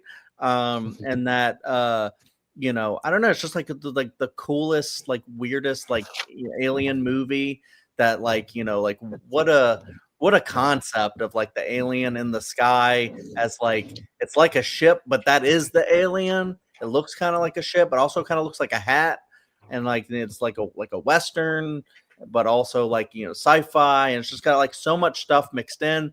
But I love like the relationships of the characters. And just how it talks about like sensationalism and like man's connection to like nature and animals, and how to treat animals with respect and stuff. And like once you start to kind of think everything about nature, it's gonna come and bite you, kind of a deal. And yeah, I just think it's like really incredible. And you guys talked about like the horrifying sequences in it. You know, some like all the people that sit there and try to act like Nope's not a horror movie, and then you're like, blood rains from the sky. What are you talking about? So anyway, Nope's great. Yep. No, it's 100%. It's a horror sci-fi. Like it's a Horror blend, sci-fi. but yeah, it's horror sci-fi. There's plenty of horror sci-fi out there. Yeah, it's a Well, horror sci-fi with a tampon as a spaceship. So yeah. mhm. I never thought of that way. I mean, watch it again. It's Okay, like, try you gotta telling put. That's pretty good. Yeah, that was That was pretty good. I guess not. Okay. Nice. But yeah, I am gonna say yet to nope for this one because I also am a really big fan of this. When I first watched it, I was kind of in the same camp of like, well, this is like B tier. I don't know how I really feel about this. But the more I rewatched it, the more the themes start to connect better and the scenes start to work even better. That this is starting to teeter on becoming my favorite Jordan Peele film that he's directed so far. I think the direction is really good. And I think even if it is like kids in masks or whatever, that scene in the barn is still creepy as hell. Like up before the reveal, like that scene is absolutely creepy. And I think what it actually has to say about like filmmaking, how this is very much a filmmaker's movie because Michael Wincott's character, he's a cinematographer who will do whatever it takes to get the best shot imaginable, and you can kind of see that and connect it to the filmmaking industry, but also it has a lot more to say beyond that. And I just think that this is a really fascinating alien sci-fi story with the great performance of Keke Palmer and from the whole rest of the cast. So honestly, I'm gonna kind of agree. That was on my Hail Mary list, so I'm gonna say S tier for Nope. Okay, so it'll kind of stay where it's at right there. All right, and this will be my final one before we hit the Hail Mary round. I'm going to go with another foreign film that ended up being my favorite horror movie of 2023, and one that John Marr luckily turned me on to like a week before it actually came out at my Regal Theater, so I got lucky in that way. I'm going to go When Evil Lurks. So this is a bonkers, crazy horror movie that completely, again, I love a good surprise that kind of comes out of nowhere and knocks my socks off. It's a Spanish horror film. I believe it's from Argentina or Venezuela. I can't remember. Argentina or Venezuela. I can't remember. But I think it's Argentina. But yeah, it's kind of a possession body jumping movie. So it's not like an exorcism type of movie. It's just more like a body jumping possession movie. It has some, again, really good practical effects work and gore here. A ton of what the fuck, like holy shit kind of moments. The scene with the dog, the scene with the kid who's like autistic. I think there's some interesting concepts here about how it jumps from person to person. Some interesting mythology and rules about how you can't like completely kill them, or it'll kind of jump into, even if you kill yourself, it'll jump into somebody else. Yeah, the scene with the axe and the farm animals and whatnot. Just a great sense of dread and atmosphere on this one. It's a fairly short movie. It just zips right along. But yeah, a movie that really disturbed me, got under my skin, and yeah, really got me and hooked me. And I've watched it a couple of times since then, and it just still has one of the more disturbing movies I've seen of the last couple of years. So we'll see how many of you guys have seen it, but I'll go When Evil Lurks. JPO? Yeah, no, I think I was in the same bandwagon of just jumping off of like you, Mar, of being like, all right, something I should kind of peek out, and did, and yeah, I enjoyed it. It really works. It really amps up some crazy sequences from beginning to end, from the dog to just again practical effects that just work. Like you're creeped out by. You want to take a shower after some scene. So yeah, I'll say yes. Yes. All right, Chad. Yeah, I'm conflicted with this movie because I do agree that it's very well made. I think like a lot of the sequences are really effective. Like that dog thing, like really fucking got me. And just it's one of those where, I mean, you talk about like, disturbing in a good way, and I agree, but like I think the problem with that for me is that it's just made me not want to revisit it. And I think, I do think sometimes it's important to, see movies a couple times just to, see, how you really think about it. And because I haven't revisited it, I can't put it in S tier. So I've been like between A and B, because I do think it is so well made that I'm just like, damn. I mean, that was a pretty good horror movie, but then like, it does. I mean, and it affects me in a way because I have like I'm a parent and stuff like that. So a lot of the stuff in there just really, kind of. Really effective in like a good and a bad way. It's almost too effective where I'm like, I don't like the movie that much because of some of the stuff that happens in it. But I do think the concept of it is actually really, really good. And I feel like I've seen this in other movies too. It's similar to another movie that I saw that I'm trying to remember what it was. But anyways, that's beside the point. But I do think it's so well made. I was gonna say B. I'm gonna go A because I think if I rewatch it and just kind of skip some of the parts that really bothered me, I might. I do that sometimes. Like I can't watch the dog part of John Wick anymore. I just skip it. Okay. I don't need to because I've seen it. But yeah. I think. I mean, it's like it's like the birth of the demon, and so it's like a lot of really cool stuff in it. So I'll go A. All right, Wolf. Yeah. So I was also one that was drawn to this movie because of Austin praising it and him saying how good it was. And I missed it in theaters, but I watched it as soon as it hit Shudder with me and my friend. And my friend, when I go see horror movies with him, he's usually the loud one who's like, holy shit, and always wrecking all the time. But like we were both doing it. Like I straight up was watching this movie, and when that dog scene happened, I was like, oh motherfuck. I was like straight up, like was not expecting that. And there's just like so many other scenes of this. And I was happy I was at my home because I was like out loud, just like shouting that. So yeah, it was such a well-made, great, excellent premise for the demonic possession movie with some absolutely disturbing scenes. That's what I'm saying about like foreign films.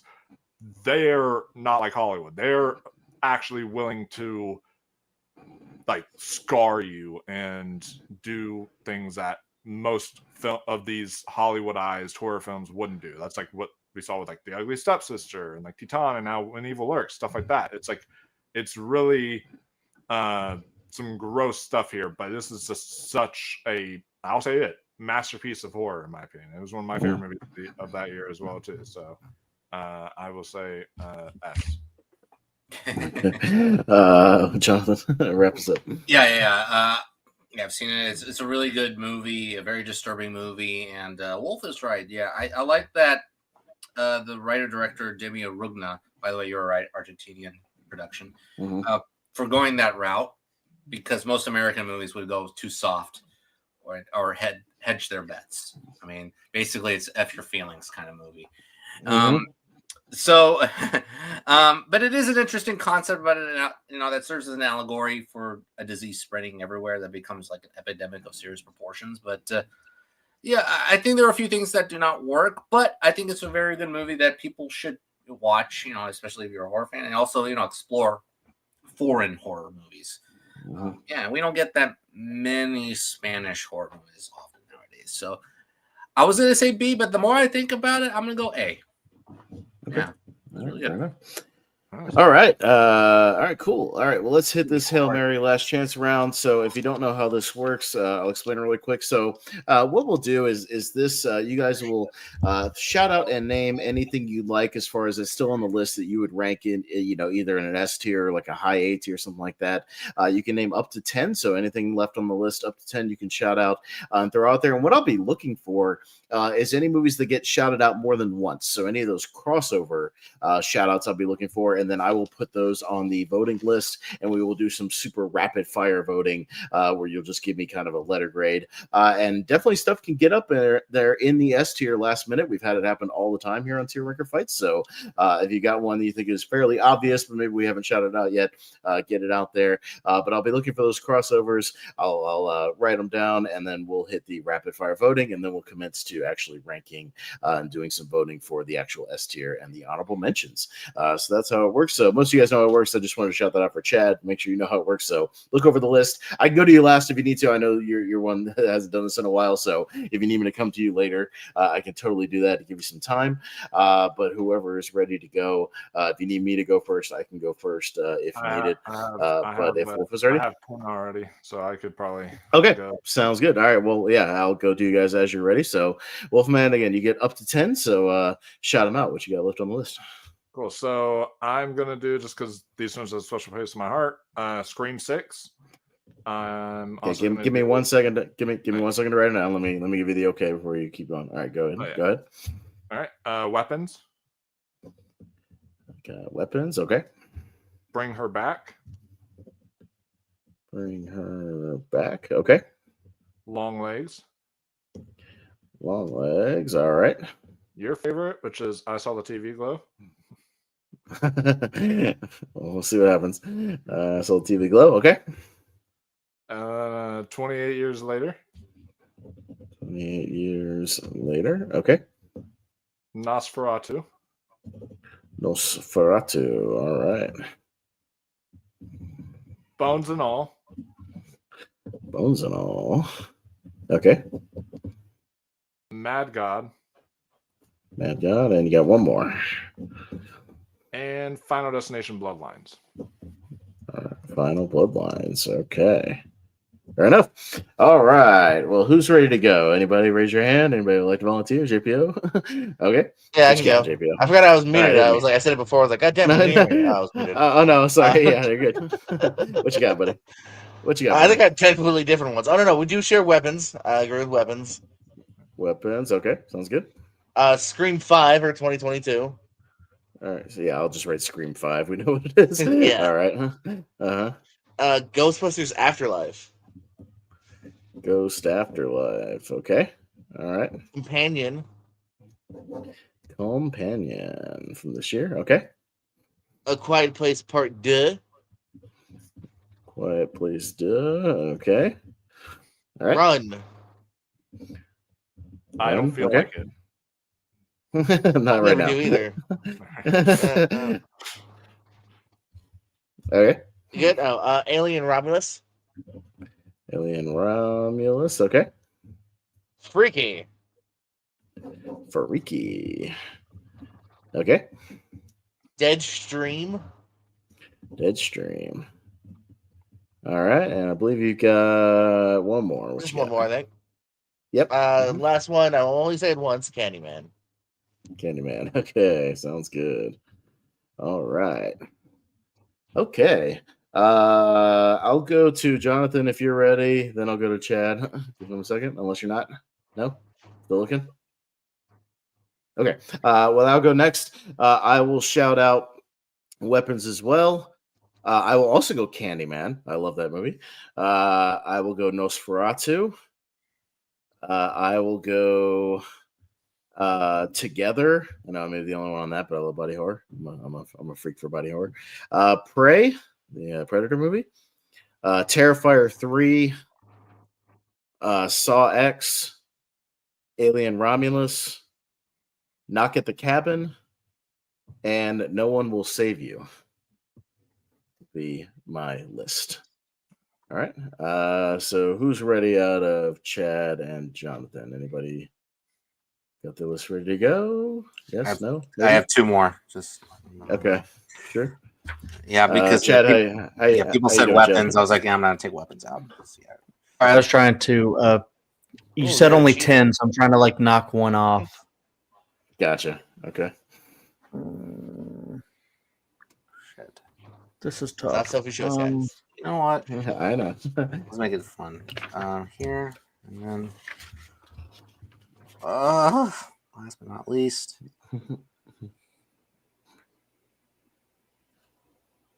Oh, fuck. What about that one? Okay, ready. All right, Jonathan, hit me, and I'll give Chad another 30 seconds or so. Okay. All right. Okay. Jonathan, what you got? Malignant. Malignant. All right. The Long Walk. Long Walk. Okay. Bring her back. Bring her back. All right. Okay. I'm with Wolf on this one, actually. Bones and All. Bones and All. Okay. Recent first time watch. Host. Host. Oh, that's Okay. a good one. Yeah, Final Destination Bloodlines. Bloodlines. Okay. Yep. Prey. Prey. Okay. Scream 5. Green 5. All right. No, we gotta have Art the Clown there. Terrifier 3. All right. I'm glad somebody's with me. Yeah. Okay. And All right. Watcher. Watcher. Okay. Sounds good. All right, Chad. Round this out, man. It's your time. Okay. What you got? All right. So I'll go A Quiet Place Part 2, Quiet Place Part 2. Okay. Psycho Gorman, That's fun. Oh, Psycho Gorman. All right. Gotcha. The Black Phone, Black Phone. Okay. Malignant, Malignant. All right. Saw X, Saw X. Okay. Deadstream, Deadstream. All right. Longlegs, Gotcha. Long Legs. Alien Romulus, Alien Romulus. All right. Final Destination Bloodlines, Okay. and just for Austin, I Saw the TV Glow. Of course. well, we'll see where I'm at. All right. No, I didn't have Halloween Kills. I'm actually very surprised. All right. That would have been funny. I mean, I'm not gonna. Nobody else is gonna shout out, so why bother? It's fine. I just think that movie's totally fun to watch around Halloween. It's just pure fucking carnage, and I like it. So, all right, it's mindless fun. All right, so you guys give me about 60 seconds. I've mostly circled them. I'm just gonna kind of get them on the actual chart. I try to circle them as we go, so it doesn't take as long. But give me just about 60 seconds. I got to get them all on the chart here, ready for voting. Anybody watched anything good recently? Yeah. Good Boy is fun. Good Boy is fun. If I you haven't heard it's watched it. good. I've seen some movies for this, and Host was my favorite one of the. And also, I do want to give a shout out to the movie because I'm so bad at like remembering movies before, like finalizing the list. But like, I was just thinking in my head that there was one that totally wasn't mentioned. I do want to shout out, which is Red Rooms, a French horror film from last year. Yeah, that was like really phenomenal. Mention that. Oh. Yeah. Oh, and I know it wasn't on the list, but there's this small movie called Hunter X on Tubi that I highly recommend. It's got some great cameos, and most of it's shot really well. I was very close with Psycho Gorman because that was fun. And then there are a few for this year, like I Know What You Did Last Summer. What? Yeah. Locked was okay. Oh, yeah. And The Strangers Chapter 2, I loved hating on it. Also, one of y'all mentioned, I think it was John that mentioned Host. Like, I'm curious to know your thoughts. Would you categorize that in found footage? Because so many people are like trying to say that it's like a new genre now, and I'm like, until I like Host, until I see more in that genre, I'm not ready to classify a new genre yet. Like, it's only been like what movie? Host, the one that like is all through the computer screens. Yeah, I didn't hear what movie you were talking about either. Yeah, apparently it's like supposed to be like they're calling it like screen life or something is what the genre is supposed to be. And it's like to me, it's like that is I need more films in that genre before I can actually like. So it's searching. So it's towards the end, but no. Yeah, it's like searching basically with like. It's like searching is better than Unfriended. Unfriended was 3, 4, 5, 6, 7, 8, 9, 10. Oh yeah, and the sequel was even worse. Unfriended Dark Web. 5, 6, 7, 8. 9, 10, 11, 12, 13, 14, 15, 16. Okay. All right. I got everything on the chart that was shouted out more than once. So this is going to sound like a lot, but we do rapid fire in same order every time. So this will go very, very quickly. So literally all you're going to shout out is essentially just a letter grade, and we'll see what else makes the chart and where it goes. So we'll go in the same order every time just for time's sake. So I'll start with JPO each time. So we'll just run these down very, very quickly. JPO, we will start with Malignant from James Wan. B. Chad? S. Wolf? I'm also with JPO's B. And Jonathan? I just wanted to put it on there. I'll put A. And I'll go B. It's good, not great. All right, so I'll throw that up there in the B tier. Okay. All right. Our next movie will be Terrifier 3 with Art the Clown, JPO. B. Okay. Chad? D. D. Jesus Christ, really? Wolf? Yeah, I don't know. Hey, I like it. This is Terrifier 3, I said? Terrifier 3, the Christmas one, yeah. Okay, B. Okay. Jonathan? A. S. Movie fucking rips. That movie rips. Come on, when Art the Clown kills everybody and then starts eating cookies and making dishes and washing dishes, fucking brilliant. No, the scene at the bar. That The scene of the bar is so fucking good with Daniel Roebuck. Come on, the best. take the Daniel mulsing Roebuck out. does conventions now as under that Santa suit. Or in a The Santa suit, now. that's great. Take the mulsing That's out. fantastic. Maybe would have been an S, but All right, next we will go. I Saw the TV Glow, JPO. I swear I have other letters I know, but B. Okay, Chad, S. Wolf, And I'll go S. Jonathan, low A. C. Justin Smith is not a good actor. The more and more movies I see of him, he's just not a good actor. So that does not give me hope for Now You See Me, Now You Don't. For fuck's sakes, get rid of this guy. He can't Well, act. don't worry, because that movie screams like it's gonna have 14 characters. Like, you know, Yeah, Beetlejuice and he'll have Christopher nothing to Robin, do. 14 Yeah. characters, Yeah. and it'll make money. And I feel like that there's movie 3 is. of those. Yeah. I've seen that trailer 900 times. It's been attached to everything, and I feel like it's already given away the entire Where movie. is it? Like, there's nothing, no surprise there. Somewhere, oh, there it is. Okay. Oh, there it is. It's like HI. Okay, so it's up in it's like low A. That's fine. All right, kind of back in here. We'll go Bring Her Back with the Philippou Brothers. JPO. I haven't seen it. Haven't seen it. Chad. Haven't seen it. Haven't seen it. Wolf. It's on HBO Max now. Y'all should check it out. It's really good. But I'm gonna go S tier for Bring Her Back. Jonathan. I'm gonna go high A. I'll go high A as well because I need to rewatch it before the end of the year. Kind of know where it is. Yeah. So, all right. Good so, duo of directors. Yeah. Long Legs, JPO with Nick Cage. B. B. Okay. Chad. Yeah, I'm between high A, low S. I'll go low S. Low S. Wolf. I love this movie. I'm gonna go high S. And that marketing is definitely an S tier for sure.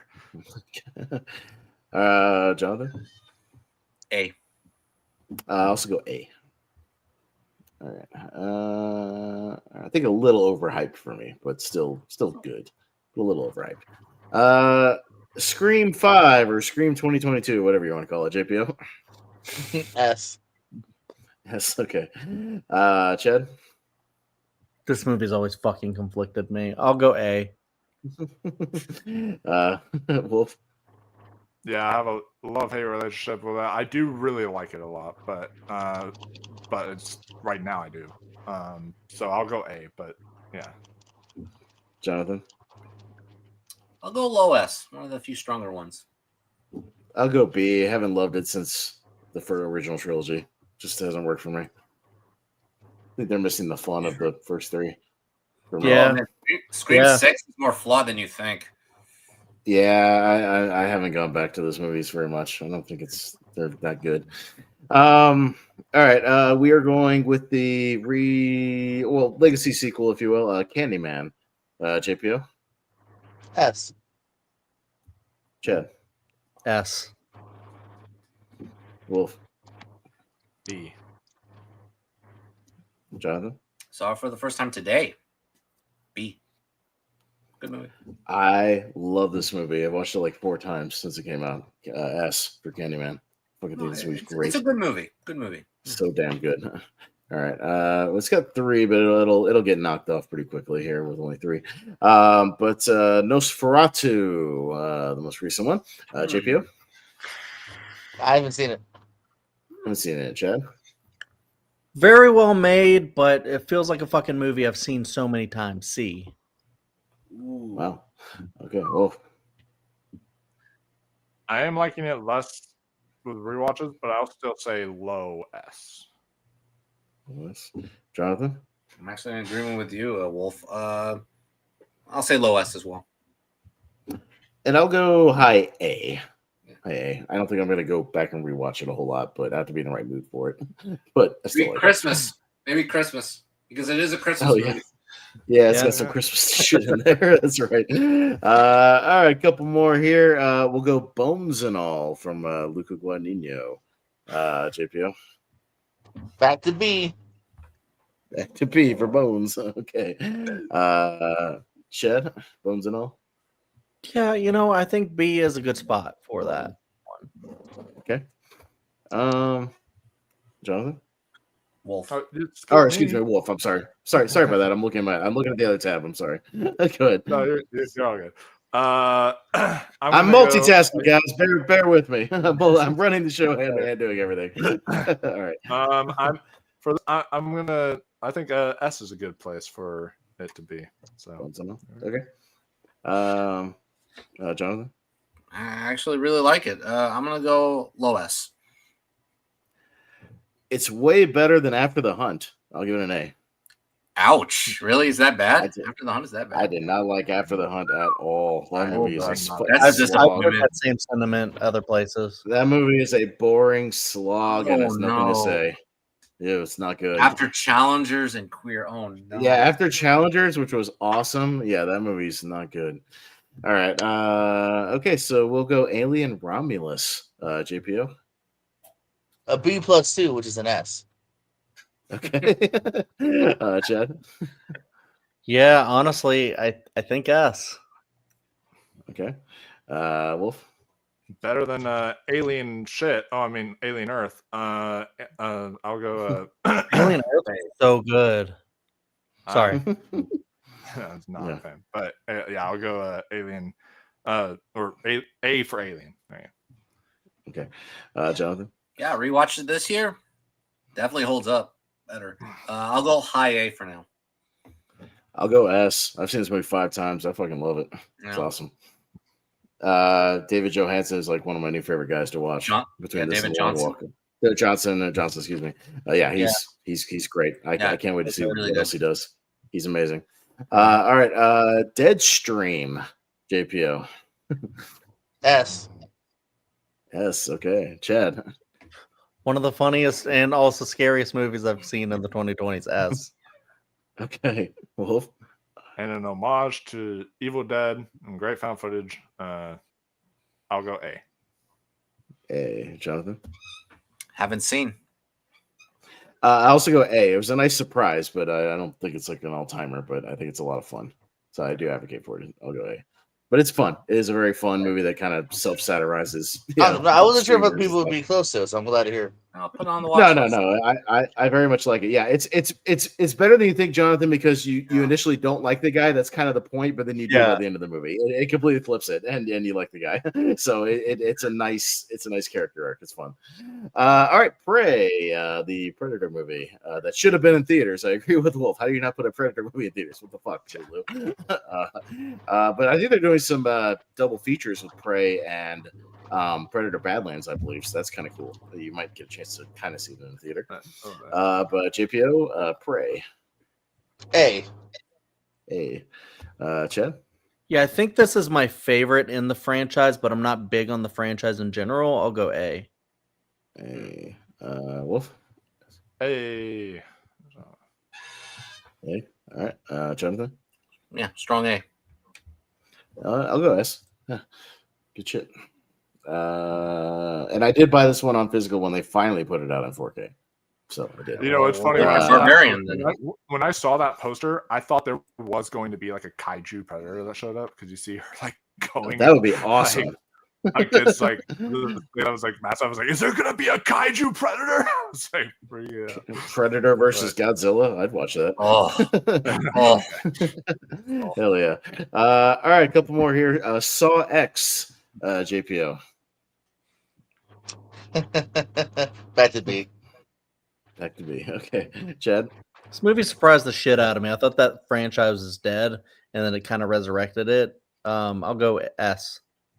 Yes, Wolf. I know I'm not a big Saw person, but this one was actually one of the good ones. I'll go B. B. Jonathan. This is gonna shock y'all. I haven't seen it. Okay, one of the best Saw movies. I'll go S. Looking great.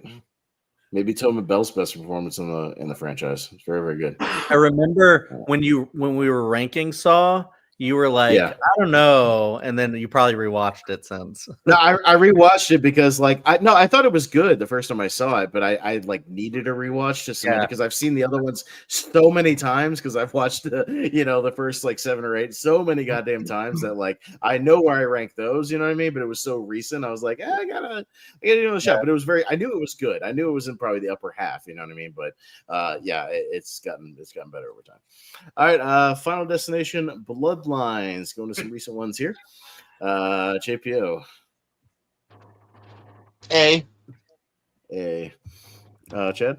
I love the franchise, and I just think it like does the whole thing like perfectly. I'll go S. Okay, Wolf. Yeah, I recently rewatched this. First time I saw it was an A, and then like it's bumped up to an S. This is a great movie. Okay, Jonathan. For a Final Destination movie, it accomplishes what it needs to do. The best. S.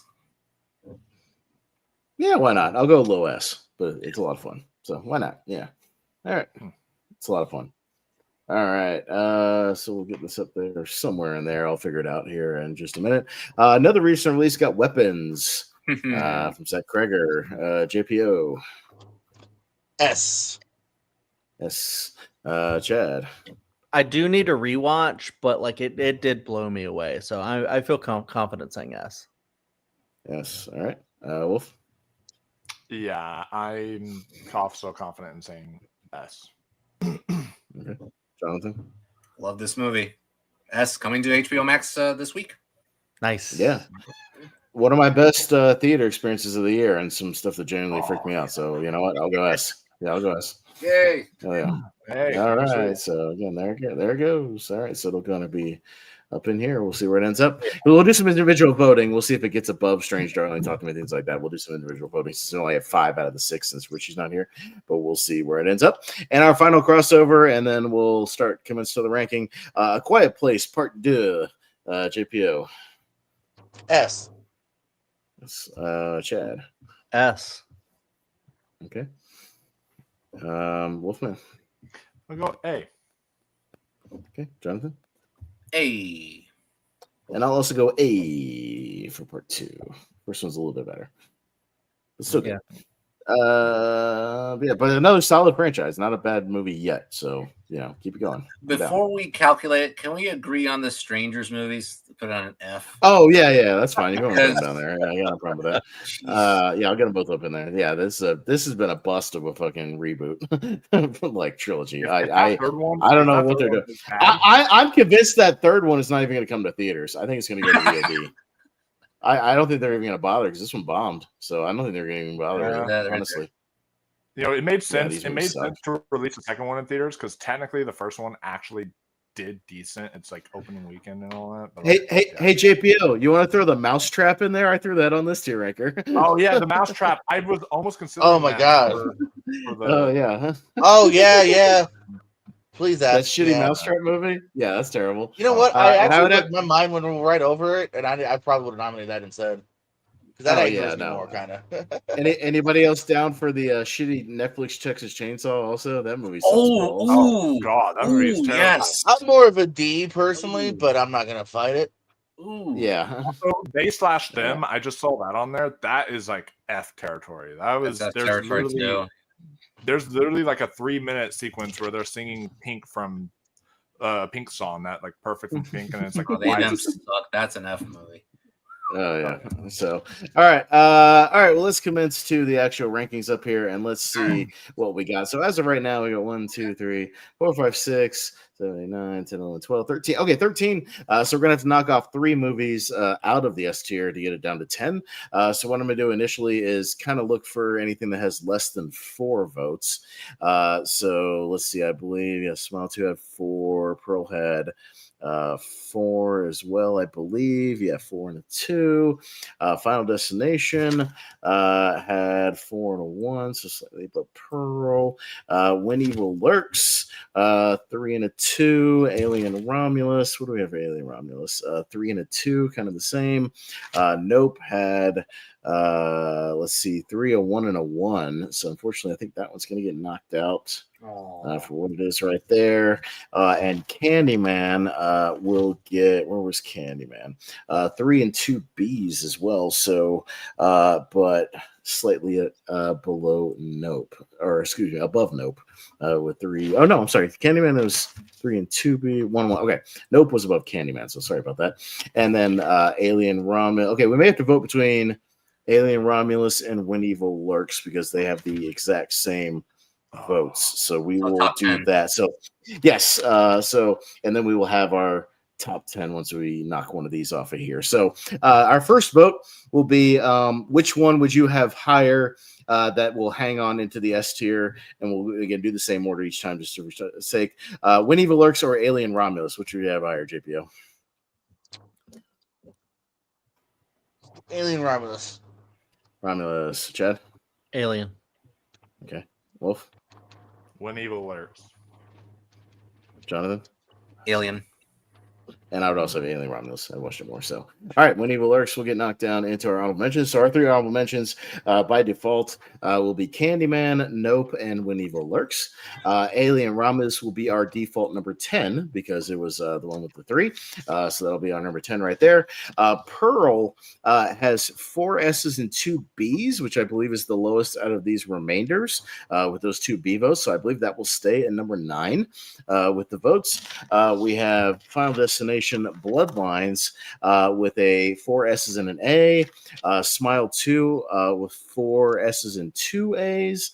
The Menu with, let's see, 4 S's and 2 A's. We have Sinners with 4 S's and an A.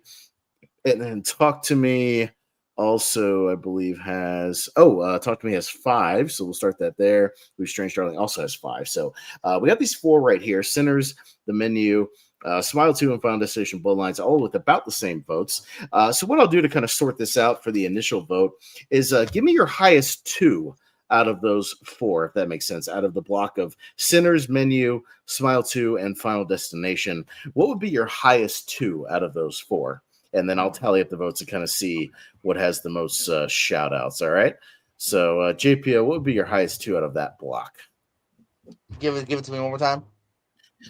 We got Sinners, The Menu, Smile 2, and Final Destination Bloodlines. The way it is, Sinners and The Menu. Sinners and Menu. Okay. Chad, what would be your highest 2 out of those?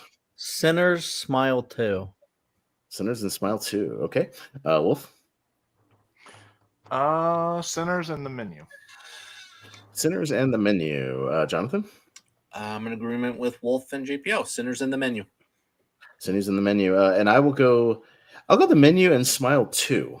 So Sinners in the Menu getting the 2 highest shoutouts there. We may have to do another vote to break that tie. But Smile 2 getting the most shoutouts. Final Destination, no shoutouts. So it's going to stay where it's at the number 8 right there. And Smile 2 will also stay where it's at. We'll break it down one more vote. And since we have 5 people, luckily we won't have any ties here in this. But we'll be your higher out of Sinners in the Menu. We'll break that down. So JPO, Sinners in the Menu. Maybe just because I've sat with it longer, I'll say the menu. Menu. Chad? Sinners. Sinners. Wolf? Yeah, let's be interesting. I'm gonna say the menu. Menu. Jonathan? It's up to you, Austin. Sinners. I'm gonna go the menu. I've seen it more, so I'll Okay. go the menu.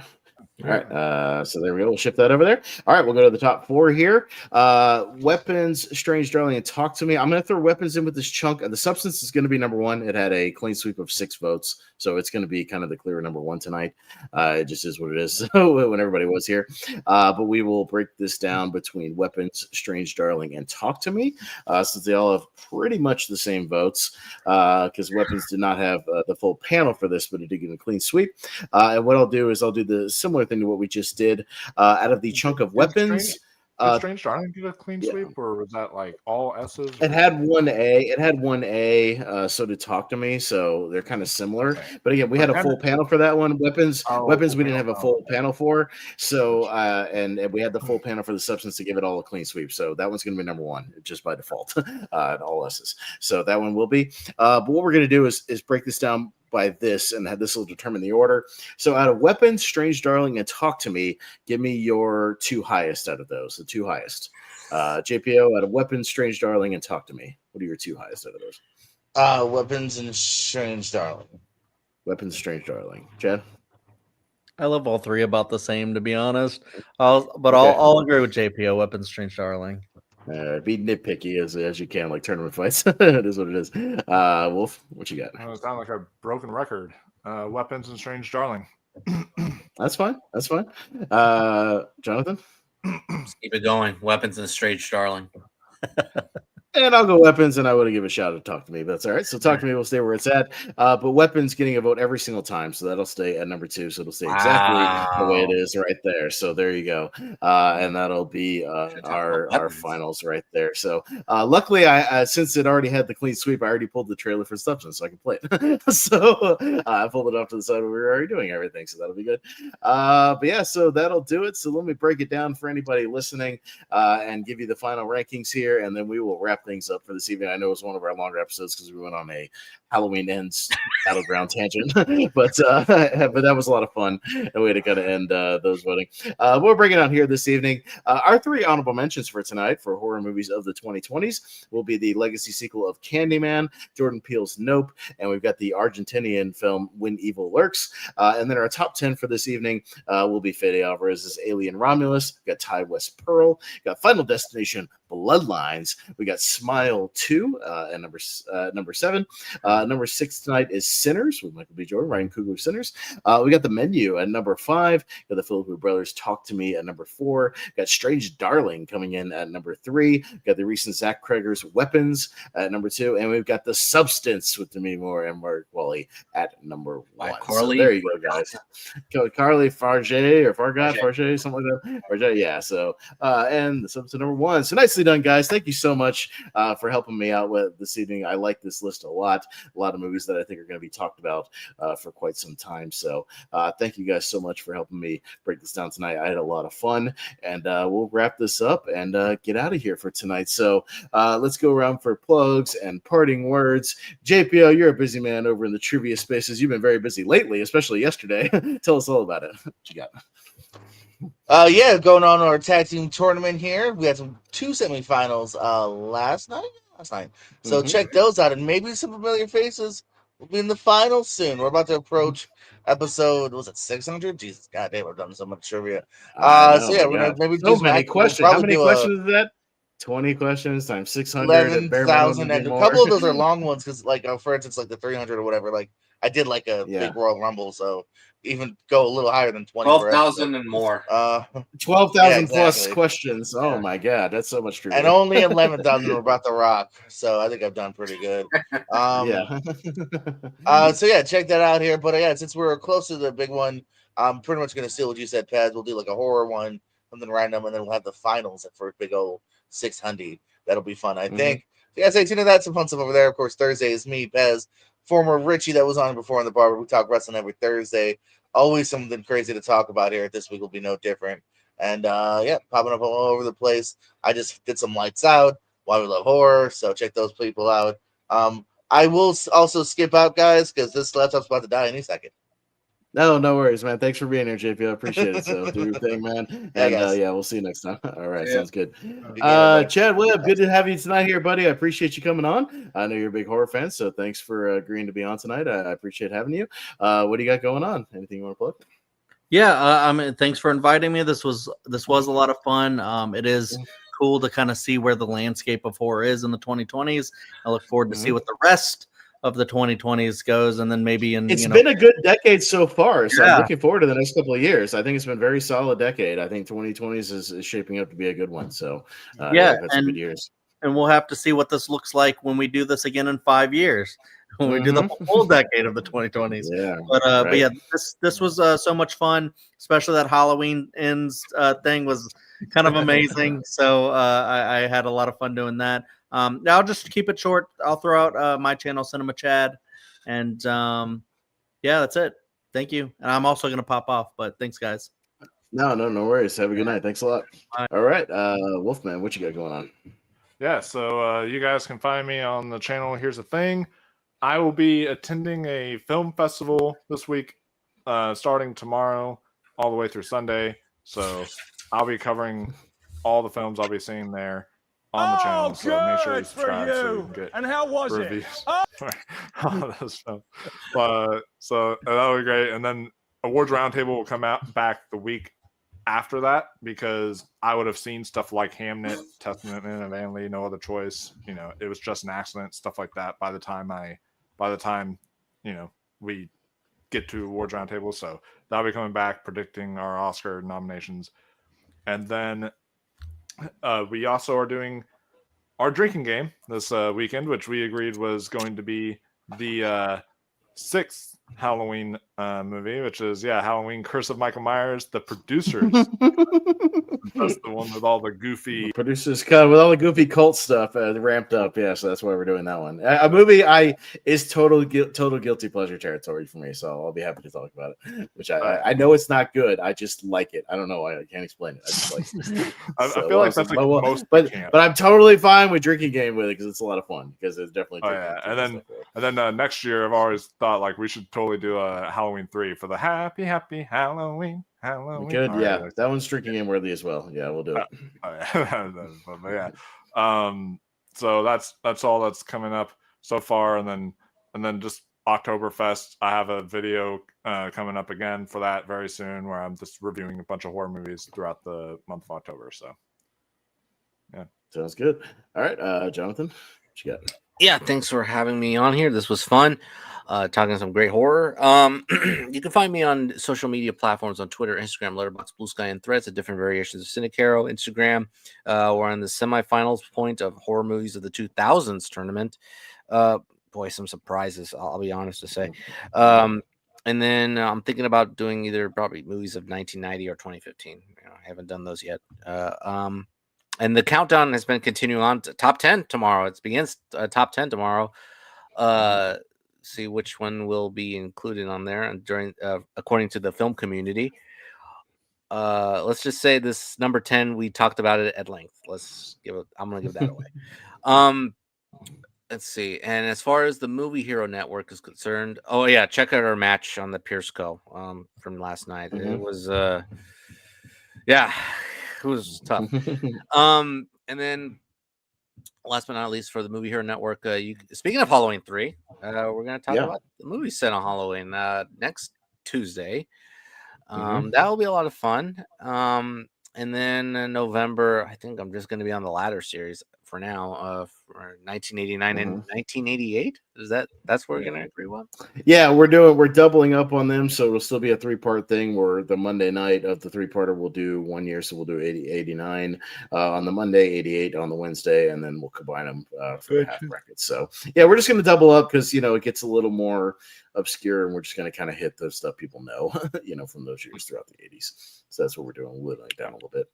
All So right, that's it. Hold up, real quick, just before you, I just want to say, because Jonathan was like, number 10 is going to be one we talked about at length. So that confirms it. Halloween ends with number 10 tomorrow. Whenever he is that, because we talked about that at length. So oh boy, I'll just just move on to the next day. Anyways, no, anyway, so as far as what I've got going on, mostly here on the Movie Hero Network, co-hosting and or hosting all the shenanigans. We got 2 more episodes for the spooky season. This Friday we'll be talking about family-friendly horror movies, so ones you can watch with the kids. So that'll be on Friday if you need something that's kind of fun for the whole family. And then Jonathan's episode that he helped us kind of put together of movies kind of set on or around Halloween, or the Halloween sequences in them, even non-horror movies, stuff like a Karate Kid or a Big Daddy, things like that, with some trick-or-treating in there, E.T. and all that kind of stuff. We'll talk about those on Tuesday. We'll be off for Halloween, so everybody can enjoy their Halloween festivities on a Friday night. Yay for Halloween on a Friday night. Woohoo! Lots of fun. It'd be crazy. So appreciate that.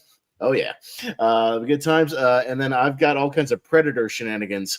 Speaking of Prey, I did 2 Predator and I quote watch alongs with Ryan Permerson. We did Predator 2 last week for the 35th anniversary. I'm a big fan of that movie, so that was fun to talk about. And we're doing a Predators watch along for the 15th anniversary for that. And then Wheel of Movies, which will be this Thursday night at 8:30. We spun Predator, so I'm talking about the entire trilogy over this next week. So me and Richie will be talking about the original OG Predator here. So it's Predator Madness leading up to Predator Badlands. So that's a lot of fun.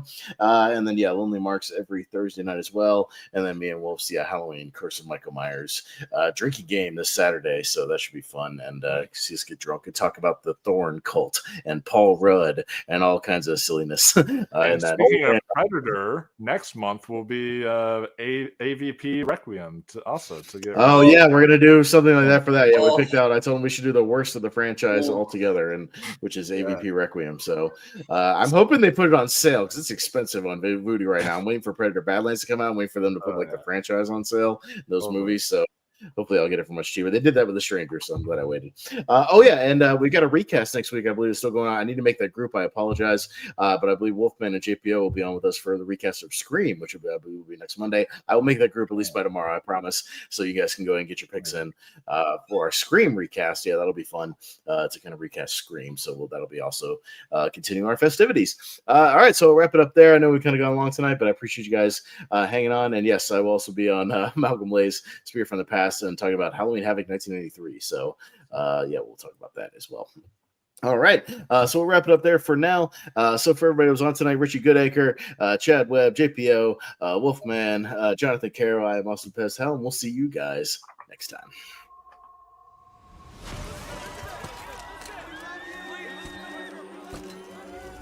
People always ask for something new. It's inevitable. At 50, well, it stops. Have you ever dreamt of a better version of yourself? Younger, more beautiful, more perfect.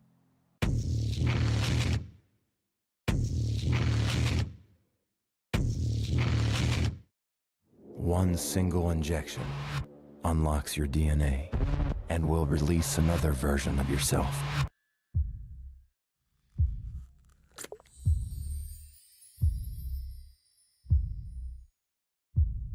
This is the substance. I'm Sue.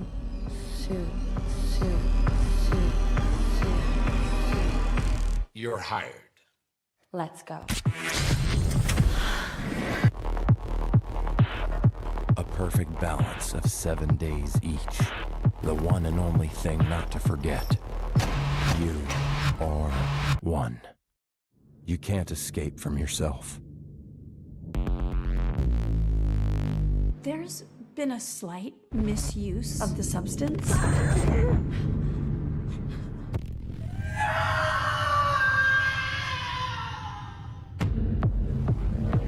This balance is not working.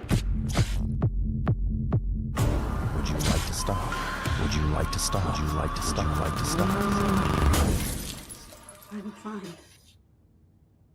Everything's fine. You have to Control yourself! Old, fat, disgusting.